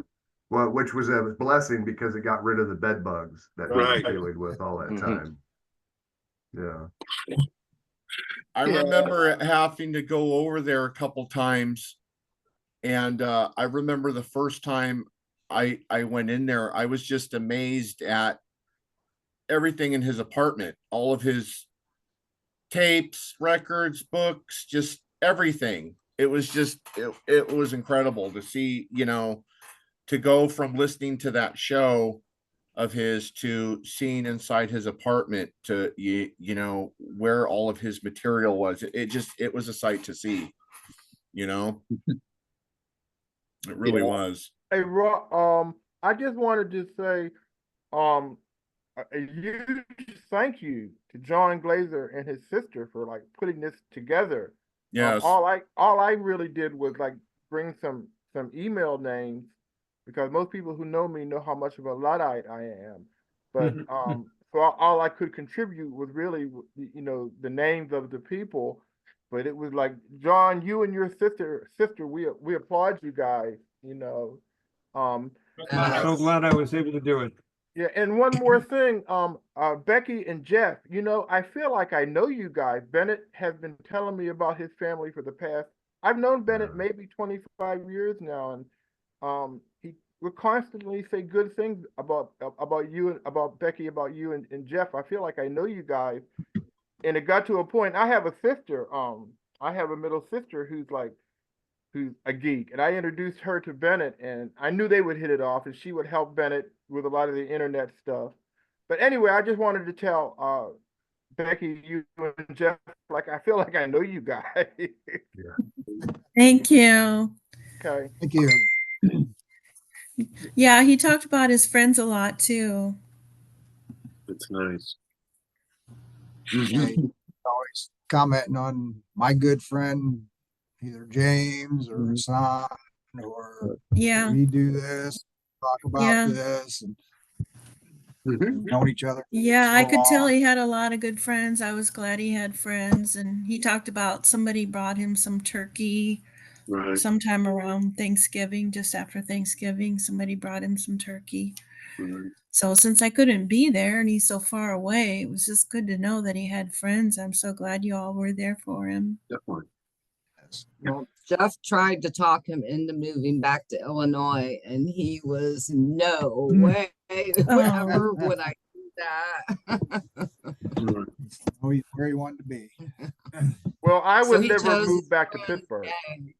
You guys are awesome. Yeah, I'd like I to do say, the same way. I'd like to say something. I benefited from Bennett. My name's Sid, and Yes, Sid. I've known Jim for about 30 years this year. So that's how I know about Bennett. But through Bennett's music is how I got to know him. Jim sent me his Sun Ra box set of 14 CDs pretty recently. But the thing is, I've been mulling it in my brain, and I think I might have met him randomly in 1995 in San Francisco. I remember that last name because I thought it was just, don't take it personally, but I thought it was just like a really weird name that I couldn't pronounce. nobody can. But I met this guy in San Francisco who had a myriad of music, like vinyl tapes, but this guy also had masters, like master tapes of Bob Dylan and Led Zeppelin and all that. And I kind of feel like that was him because he let me hold those things, and he was going all on about how about Dylan and Led Zeppelin and stuff. And I think the Led Zeppelin stuff I kind of drowned out, but not Dylan. And so I kind of feel like I met him, even though I know he was from Peoria, which I've only passed through. So You might have met him. Adam. yeah. So got around. He got around to a lot of different places and met a lot of people. So it's, it's possible. He was a free spirit. Absolutely. He was a spirit. And Jim, you're coming in echo, so that's not surprising. I think that's because there's two mics on in this room, maybe. Yeah. Also, because of more than one person. Yeah. That's wild. Can you hear me okay? Yeah. Yeah, I can hear that in the double voice too. Hear me So you okay? got two Jims there. Cool. Well, thanks, sir. Yeah. Ben has always been one to share his music and writings. I remember hearing the typewriter in his basement room all the time. He was always writing something or It's like music. Communicating. Yeah, absolutely. it was.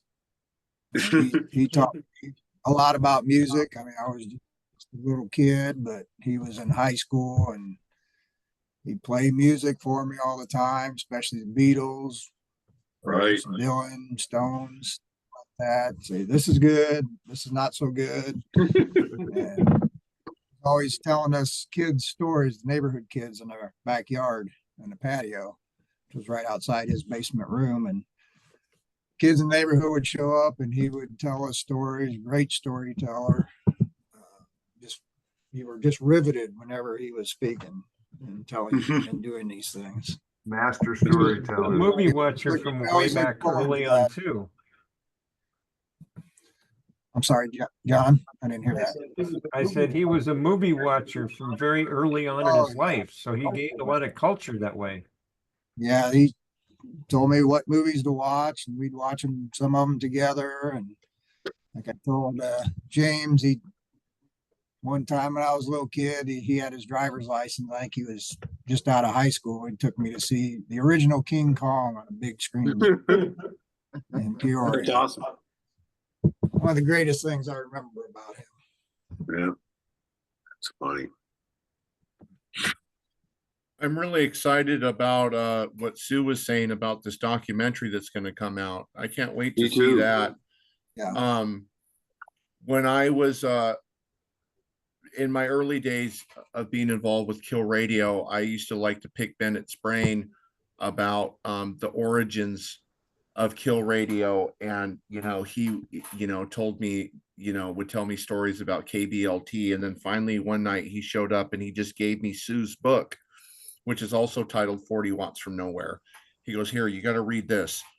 And I read that book, and Bennett was mentioned in it. Hassan's mentioned in it. And I gave him back that book, and then it's out of print now. But back then I was still able, this was in like 2011, I was still able to, I was able to find my own copy of that book, which I still have. I was able to find a copy and purchase it. And If it's an archive. yeah, I can't wait to see this documentary. That's really exciting news. Me too. I like to see it too. I'm looking forward to it too. Yeah. It's really awesome. I think I just read getting ready, with this date coming up for us doing what we're doing today, this Zoom memorial. A couple nights back, I was looking up, I was Googling some stuff about KBLT, and I think they just did any of you guys hear about this? They had there was like a live performance of KBLT going on, where there was an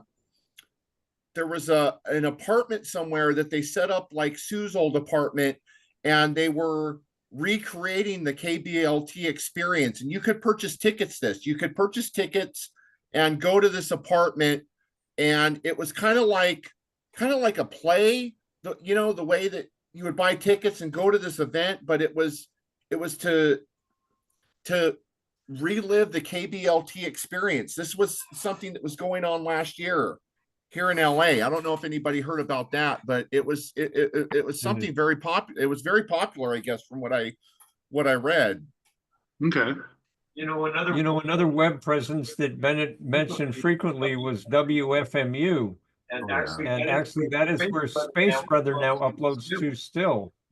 But he used WFMU as a music source too. So it is another place to keep track of out there on the web.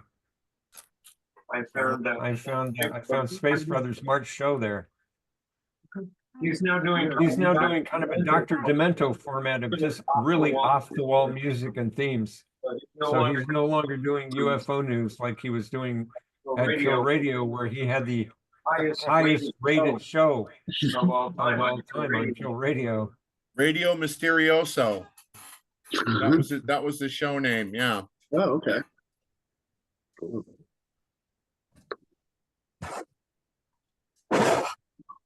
I was hoping he would be here.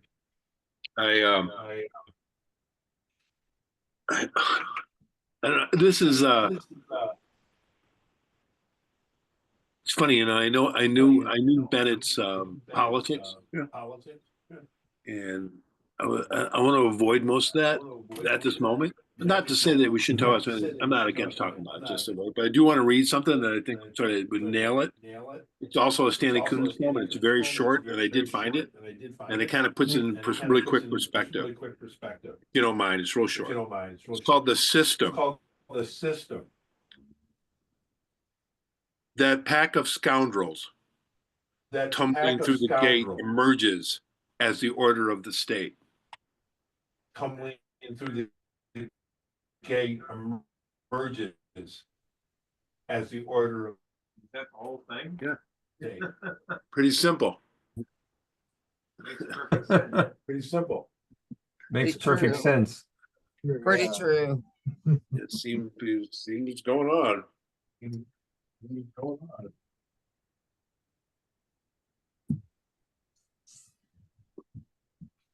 We'll just do our best. I guess we'll just do our best. Obviously, keep the memories as much as you can to yourself and for others. Keep the memories And as much as do you what we can do if you want to keep in touch. and do what we can do if you want, keep in touch.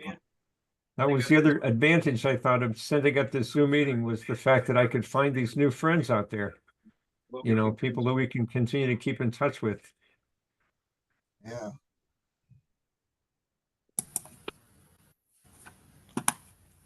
Yeah, I agree. Being friends with you helps keep my brother alive for me. It's my pleasure.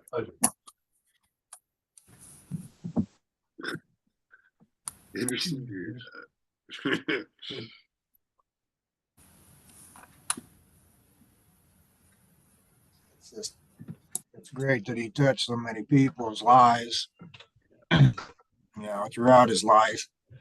Certainly did. You know, it's when Yeah, I he met was- you guys out in Los Yeah. Angeles and we talked, and it was just Good. Had lunch? Right. that you guys, you know, you love Bennett Absolutely. as we all did. Absolutely. He's just, it's great He to know was- that there were all these other people out there that loved him too. Yeah, he was like a big brother to me that I never had. And yeah, and he filled in a void for me that my dad never could. You know, there were things I could never talk to my dad with about, but Bennett, there was anything was Yeah. was on the table if you wanted to talk about it. So Yeah, I remember Yeah. that also. yeah, he's Helped form he some was a of our- lightning bolt, that guy. Yeah. Yeah, he definitely had charisma. Yeah, he did. Yeah, he did. Yeah, he did. He'd command the room. I mean, when he would walk in a room, people would pay attention, you know, Yes. without him even having to say anything. He had a presence about him that carried with him throughout. It's true. Yes. Yeah.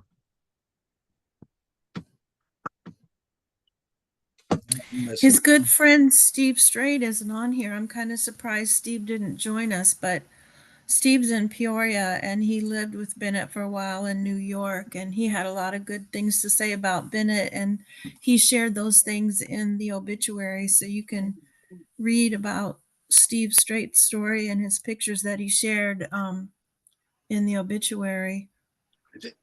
I also believe this is being recorded too, I think. Right. Oh, okay. Well, yeah. Well, then I can. That's another thing. We'll have to give us a moment to figure all that out. Yeah, that's kind of my sister's department. She's off waiting in the wings, I think. Well, pretty Okay. good enough. Can I share another picture? I found a picture that well, who was the guy on here? Steve Kaufman. Yeah. Mhm. The New York guy.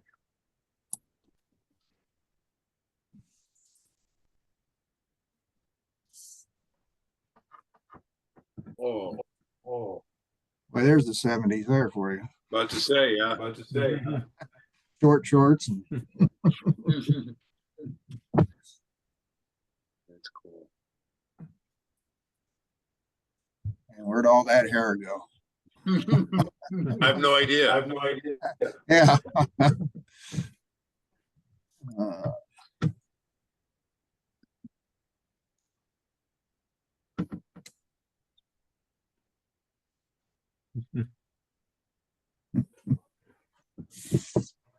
You see it? I've seen that before.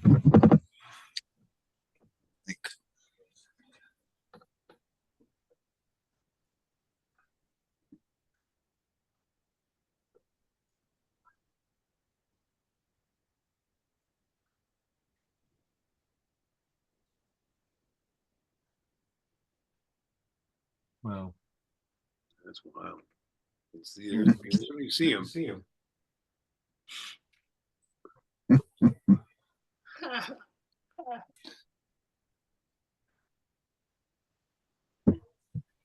Thanks for these great photos, Becky. Yeah, I really like them, yeah. I really-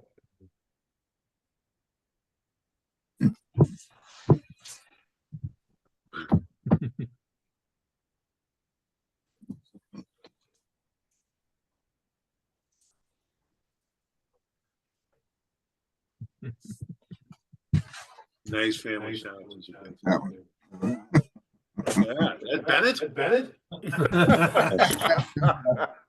Young Bennett. Young finding his Bennett. roots. Finding his Yeah. roots. Yeah. Bennett did everything. Right. Right. No shame in the No game. shame in the game. We got a couple pictures of here of him and my other brother running naked through the hallway. About 6 or 7 years old, coming out of the bathtub. That's funny. Our whole movie. There was a picture roll that you had up earlier, Becky. Could you go back to that? It's like a picture roll that had Yeah. a bunch of little images on it. There were some of there, yeah, I wanted that. I made those shirts. I wanted to Whoa, see yeah, that. me too. I still got mine. Yeah, John's wearing his right now. Wow. Oh, Oh, that's great. Oh my God, I have one too. I should be Hey, wearing it. there's Yeah. Ian Bennett. That's when he was up here in Portland. Awesome. Which one of the in the picture roll did you want to see? Oh, I just wanted to see him wearing the Kill Radio shirts. Oh. One, the one you had up, and the other, yeah, well, here's that one. this too.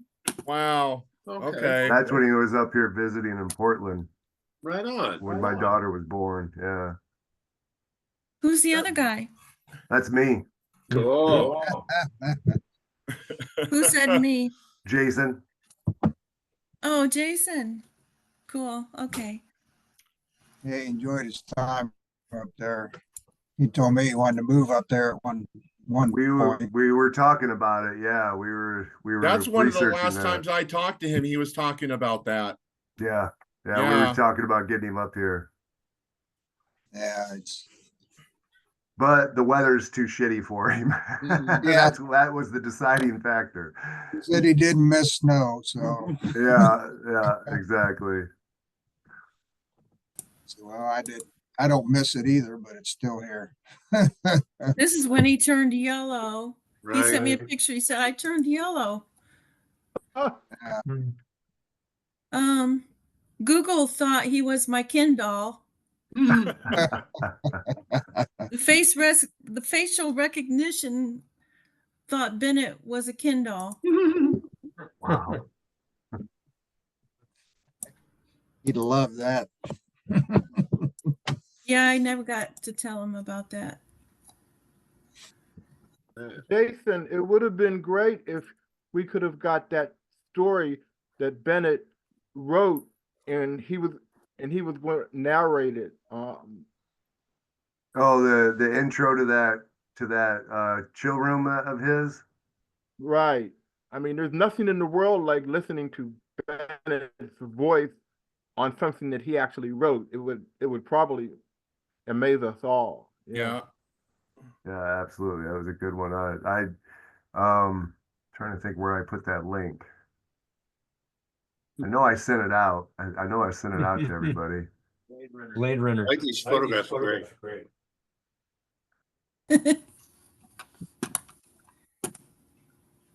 Now that's the strangest photo I've ever seen of Bennett. Yeah, I know. Great.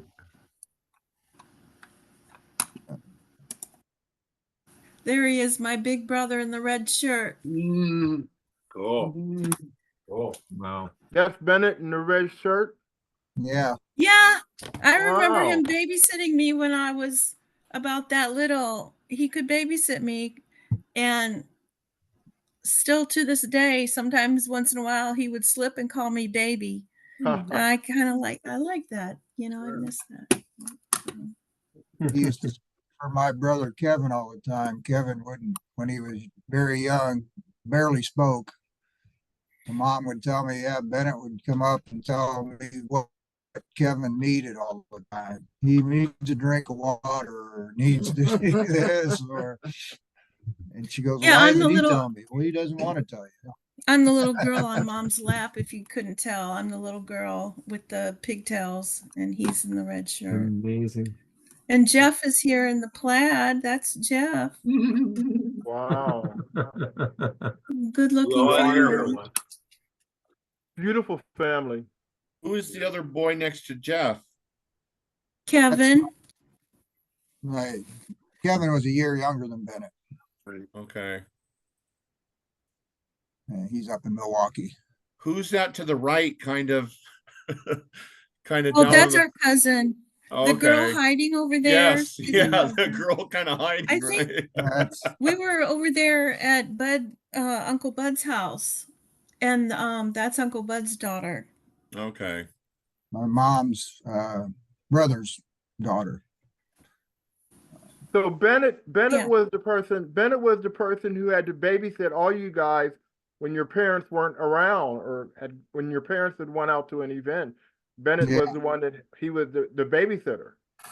Yeah, Yeah, like I he said, was 11 years older than he me. was 8 years older than I was, and 11 years older than Becky. So, And see, that was the exact opposite with me. I was the youngest baby. it was a good family to grow up in. Yeah, sure Parents was. had a wonderful sense of humor and Right. passed it along to us.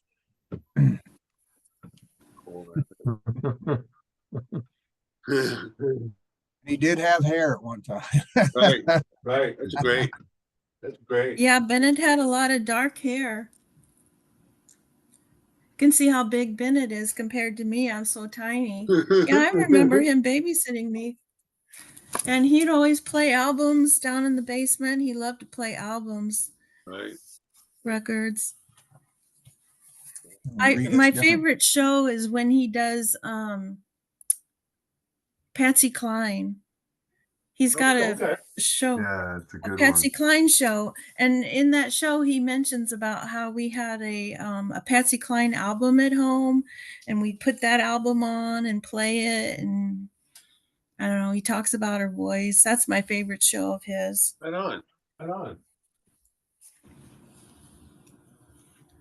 When he also told a story about how our neighbor Shirley Vinson took him to the Northwoods Mall, and he had some money in his pocket, so he bought an album at the mall. And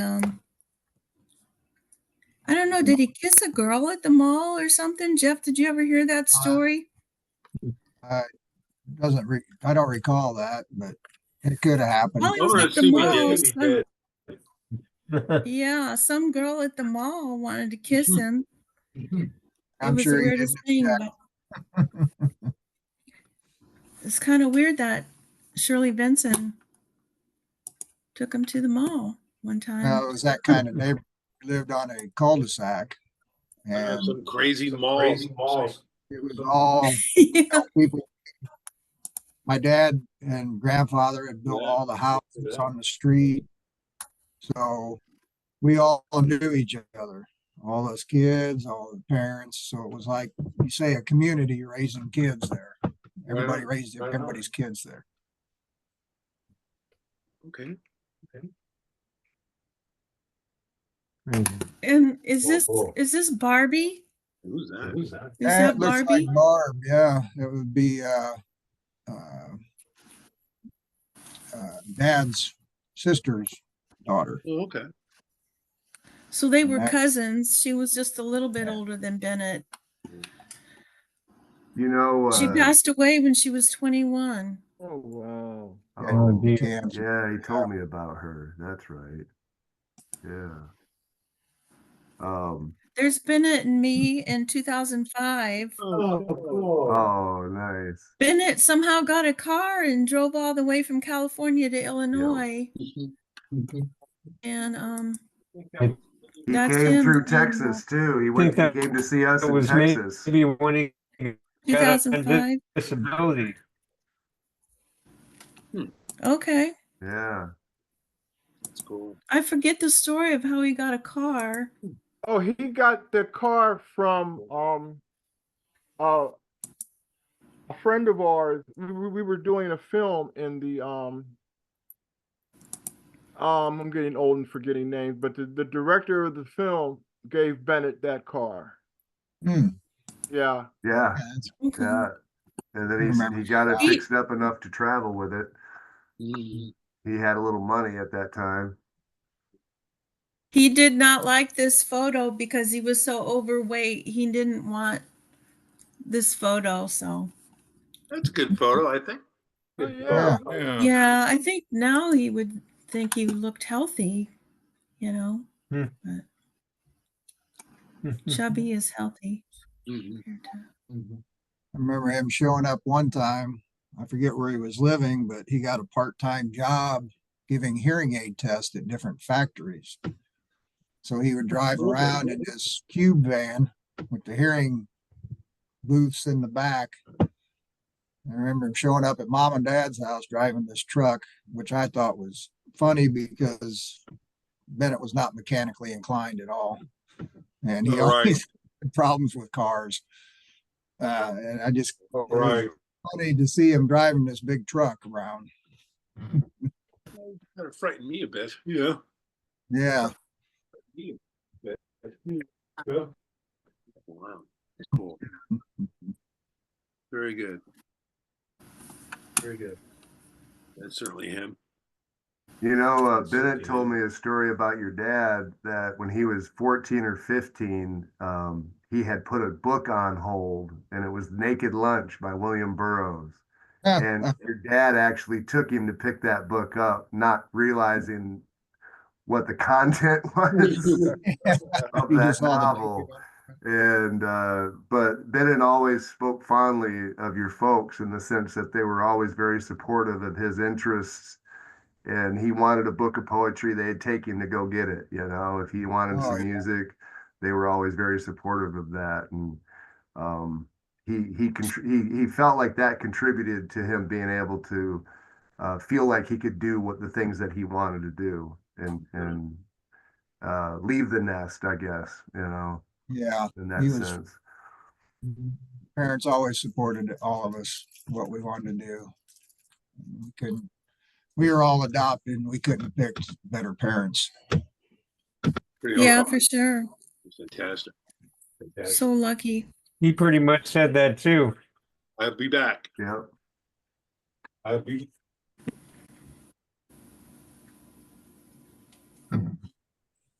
Well, it looks like he was Charlie Brown. Yep. Okay. I thought he was Linus, but that's been so long. Well, it says ago. Linus in the middle. There's two Oh, Oh, that's, two you're Charlie right. Browns, one Linus He and then was one Charlie Linus. Brown. yeah, they did one at ISU. That's right. Okay. And one at Good eye. Cornstalk. That's right. I remember now. Is that his writing? It must be him because It it would doesn't have look to. like mom. Yeah, it looks like his writing. Oh, Becky, the name just came to me of our friend who gave Bennett that car. His name was Rush Riddle, and Rush was producing and directing a film, and Bennett was one of the first ADs who was doing a lot of the paperwork for that film, and Rush really couldn't pay us, so Rush just gave Bennett a car he had. Sorry to change the subject. Yeah, that sounds familiar. I think I remember that. I think I've heard that story from him about getting the car. Yeah. And he spoke of Rush many times. It's funny because, like I said, Bennett wasn't mechanically inclined, and Dad was, a mechanic. He was very mechanically inclined, being raised on small farm. So he would always have cars in the garage, fixing them up, selling them. And we would all, when we had our licenses, that's what we drove, whatever he was working on at the time. And I remember Bennett driving a Corvair, and Dad came in and he was mad, and damn kid ran the car out of oil and locked the motor up on it. Oh, And Bennett shit. said, I saw the red light on the dash, but I didn't know what it was for. And the other time I remember him with a car is I came home from the swimming pool when I was probably 8, 9 years old. And of course, I was Dad's grease monkey. I would help him in the garage all the time. I came home from the pool and Bennett's in the driveway trying to figure out how to change flat tire. So I showed him how to change a flat tire. He's 16, 17.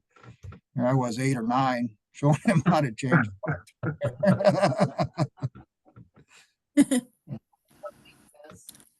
Yeah. Yeah, he was hard on cars. Yeah, I got a kind of a new car, like new to me. I mean, a car that was 4 years old, and I told Bennett all about it, and it's got all these features. And Bennett was like happy for me and said, well, that's the kind of car to have. Practically drives itself because I got, all the features and everything. And then it's funny, after he died, the screen on my phone, on the screen on my car, went all googly wop weird, like it wouldn't tune in for one whole day. And that was my brother. That was Bennett's spirit. He got into my car monitor, and then the next day it was fine. It's never done it again since. My car just messed up that one day right after he died, just to let me know he was there riding along with me in my car. Right. I believe that. That's his spirit. And he came to be with me, and he messed up my screen for one day. And well, in January, we had a snow. And so I drove my car through this park. Here in East Peoria, we have this East Peoria Festival of Lights. And we didn't get any snow for Christmas. And snow makes the Festival of Lights look better. Right. And I'm still sharing this thing. I don't know why. Right. Sorry. But so finally we got some snow, and it was the last day of the Festival of Lights. So I drove my new car through the park with the snow, and I sent it to Bennett because, like, you guys don't get snow over there. So here's this beautiful photo video. It's like a 20-minute video of me driving through the park in the snow for the East Peoria Festival of Lights. And that's how I know it was my brother, because I sent that video to him.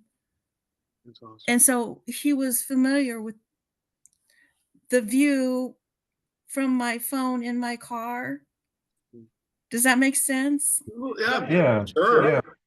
Because I drove through the park intentionally thinking of Bennett and taking this video for him, and I sent it to him. And then after he died, he popped into my car's monitor and messed it up for one day for me. Want to hang out with you? Yeah. I mean, yeah. So I can share it's a YouTube video of me driving through the snow. Something that I did for Bennett. Right on. Hey, you guys, I'm going to have to go. Okay.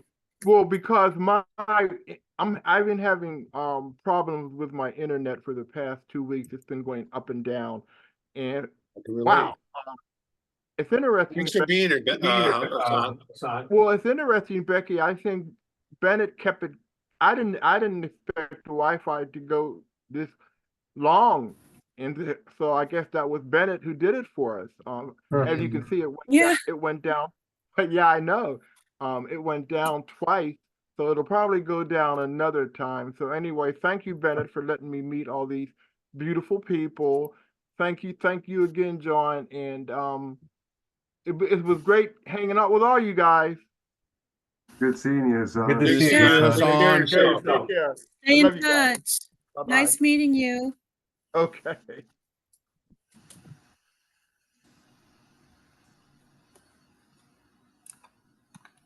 And David Raquello just popped in.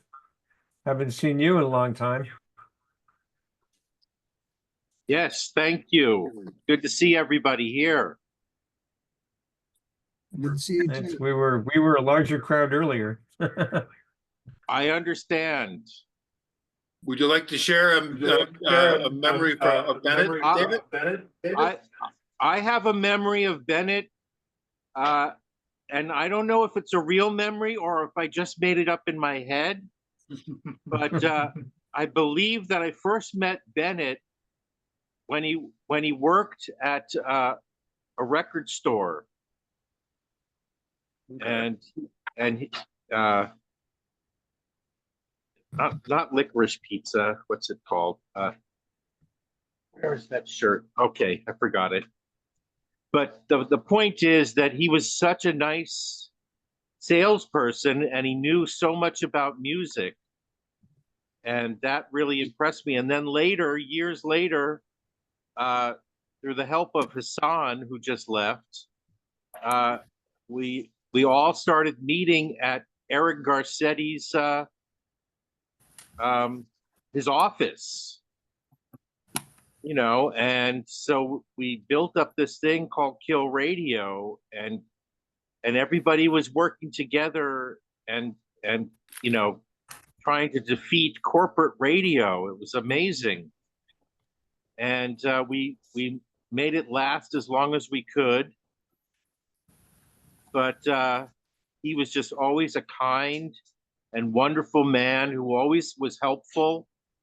When we did our radio plays, he was always there to help with doing the engineering, and, you know, and to scold me when I didn't remember how to download something properly, and, you know, but you know, not in a mean way, Right.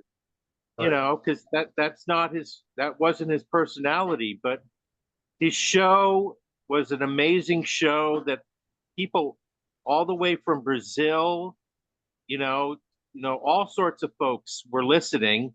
I don't know how many were listening, because that's our biggest problem at Kill Radio. We didn't really know exactly how many people were listening, but you know, he started off with the whole podcasting and got many more people to listen that way, and you know, and was the person that kept Kill Radio alive even after we had lost our office, and right. You know, so yeah, those are my memories of Bennett. Thank you. Thank you very much. Very much. Welcome.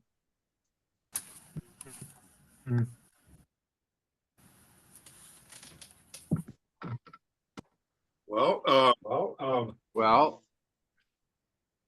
what do you think, folks? We all ran down. I think we all ran down. Just keep Bennett in your hearts and your imagination. Keep Bennett in your hearts and your imagination. Yes. Yeah, keep listening to Children's. Really. Yeah, listen when to you one listen every to day. his children, I'll tell you you, never know what you're gonna find. those proton links in the chat, there's a deep well of stuff in there. I've been downloading Children's as we've been talking. I'm on my fourth one. Yeah, and those proton links, there is a file of, like, I don't know how many, maybe 50 Children's that you could keep to carry around. Could you email that by any chance? To the group? Well, like I say, I saw it in the chat. Here, let's see. That was John Kawakami that uploaded those. Who's asking for the, is that David that wants them? That's Jason. Close the chat. Oh, here. Open over here. They're in the. There it is. There we Yeah. go. Let's see here. Oh yeah, Jason, you've been here. You should still be able to see Right them. toward the top. Not the Oh, I see photos. him. I got him. The first one, the bunch of Yeah. still room files I got from his discs. Okay, cool. Thank you. We've also got the documentary coming up. You also got that film that's on YouTube currently. Dead Boys Can't Fly. Right. Yep. That's on YouTube. And then the documentary that Claire's doing. 40 Watts from Nowhere. Documentary I that hope she she said gets that uploaded should soon. be. She said she would.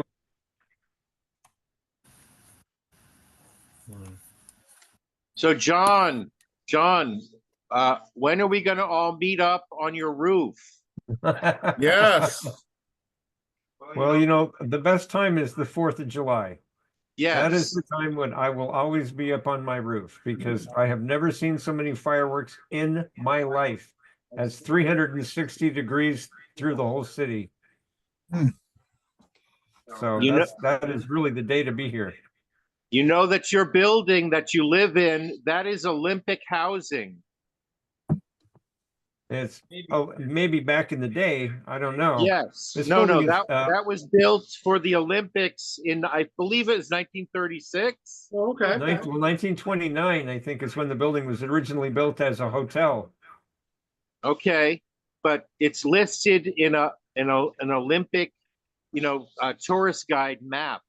Oh, Wow. That's amazing. I believe it. I believe because it's an 80-unit building. Yeah. Yeah. right on, Jen. With a nice view, on the roof, really. It's on a promontory. It's kind of up high in the first place, but it's 6 stories tall. So it's about the tallest building in the neighborhood. So the building down at Beverly in Vermont got sold. What have they done with it? Pretty much, I don't know. Locked it up. I don't know. Yeah. I never see a light on in the Kill Radio office. So I don't even know if they rented it out since. Hmm. I know since then, after we got kicked out, we lost our lease in the pandemic. I noticed that for years that the the Spanish male enhancer pills were still available. Okay. I do that. Yeah. So I'm going to bid you guys adieu. Yeah. I'm nice seeing you again, Jeff, and thank you, of course, everybody.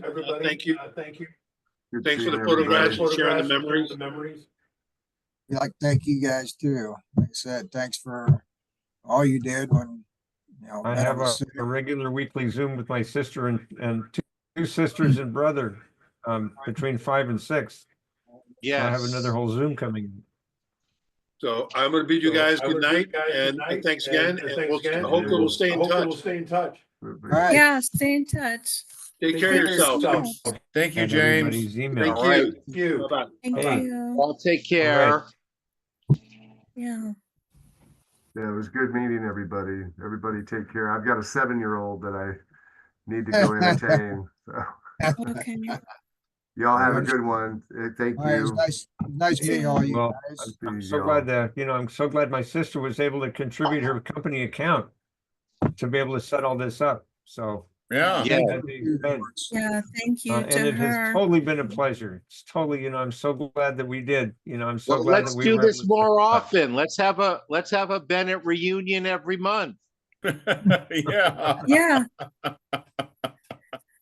or at least Well, definitely. 4 times a year, quarterly. it's Yeah. so fun. When I listen on archive.org and I listen to Bennett's shows on there, you just never know when he's going to throw in a little family story. He Yeah. throws Right, in these right, little right. tidbits of little stories about mom and dad and home, and it's really cool how you just never know what you're going to find when you listen.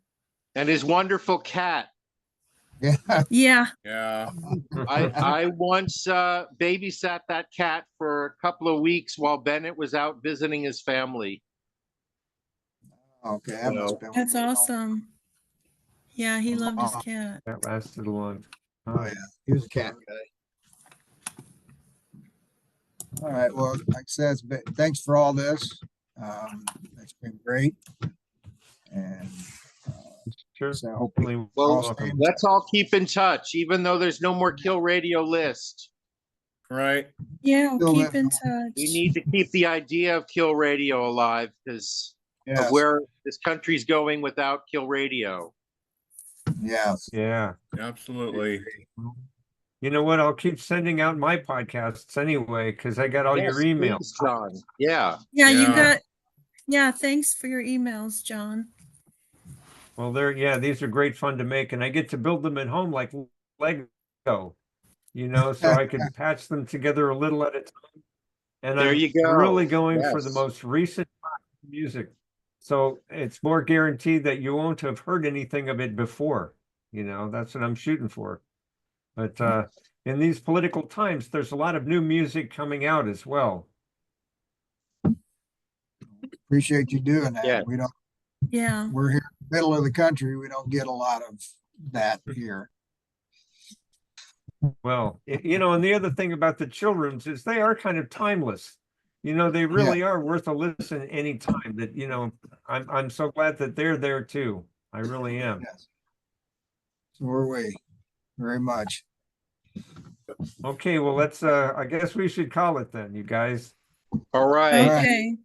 It's been Thank you great. so great much. Thank fun. you, Becky, Thank you. So glad Beth, for a John, great and time. Robert. Yeah, David, good to see you. I've heard a lot about you over the years, but I don't think we've ever met. Yes. Oh, I'll well, I'll try to find you on social media. I don't really do social media, Okay. but you know, you can find me on what's it you know, LinkedIn, but I'm not really even using that. So Okay. but you can ask a friend request for my wife, and she's Valinda Rockello. Okay. And then we're gonna try to get our, you know, because Bernie is coming back like a lion with AOC. They've got the numbers. I don't know if I totally agree with him anymore, but at least a lot of people still love him, and that's encouraging. Have you seen any of his live speeches? Yes, I Just saw. they are all over seen them YouTube. yeah, I've seen them on YouTube, and I'm inspired by what they're saying. I just want them to do what they're supposed to be doing. What's more, well, we have to be in the majority for it to happen. Yeah, and no more okey doke for genocide. So, yeah, I agree. it's great to talk to you all, and we'll catch up with all of you another time. All right, Right, thank David. you. All right. Okay, Thank take care. You Take care. too. Yeah, All right, you all. tell your sister thank you, John. I will. Yeah, I thanks cer- to your Yeah. sister. Yeah. Thank you so It- much. It's very, very nice of her. She has a lot of Zoom meetings with her company because it's kind of a nationwide company. They provide the frame that you hang the lights off of and that gets winched up above camera angles, right? Oh, But every single shoot in Hollywood and Georgia and Las Vegas and Boston all need those frames. So her company just makes millions of dollars because they have these warehouses in different cities. She handles their billing. So Wow. she's got a lot of truck with Netflix, for example, you know, or Walking Dead, or every concert. It's unbelievable how much business they do. So she has a lot of Zoom meetings that way. So that's why it's a good, generous account. Yeah. Yeah. well, that's good. I'm glad they do. This was great. Yeah. I did So, enjoy well, this. yeah, very- definitely fun. It's definitely a great way to spend the afternoon with y'all. It Yeah, really was. Absolutely. reminiscing. All right. Well, thank you, and thank Bennett. Thank Bennett. Really, Yeah. keep him in your hearts. Yeah, Bringing us- he'd be happy with this. All right. Thank you. All right. You guys enjoy the rest of your day. Okay, well, we'll be in touch. Oh, somebody just All popped right. on. That sounds good. Oh, somebody popped Somebody on. else. Crap. Uncle Brother. Hello You there. got a Well, story you're coming about on Bennett? just as we were about to sign up. No, I don't actually, but I'm such a space cadet, and I appreciate you letting me know. And nice to see John, but unfortunately, it's been a long time, and I don't know. Other than just wishing everybody the best and him a good, safe travel, and if he's lucky, he'll achieve liberation in the clear light of the void. If not, he'll come back as somebody even more enlightened than he was before. Oh, that's sweet.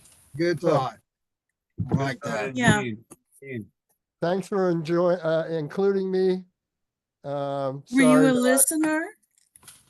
I did Long listen to time some of his shows. Of course, John knows me from Kill Radio Oh, and Jimmy, and His you know, uncle brother. my humble attempt at making music. James says hi. Cool. Well, it's Okay, good you to all. see Well, that. anyway, we were about to say goodbye, And I will not hold you. but I we'll be in realize touch. time is precious. If you believe in that whole time thing, I don't know. You know, I'm still making up my mind. So At our age, time doesn't matter as much.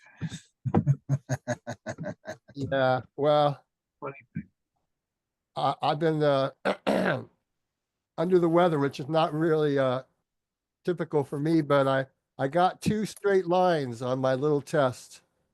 So Oh, good. unfortunately, 5 years, but now anyway, every day's a blessing. Nice to see you all. God Mhm. bless you and keep you, because Lord knows somebody has to. Oh, yeah. Thank you. All right. We'll All keep right, in y'all. touch, guys. We will keep in touch. All right. Take care. All right. We'll talk to you all later. okay. Bye-bye.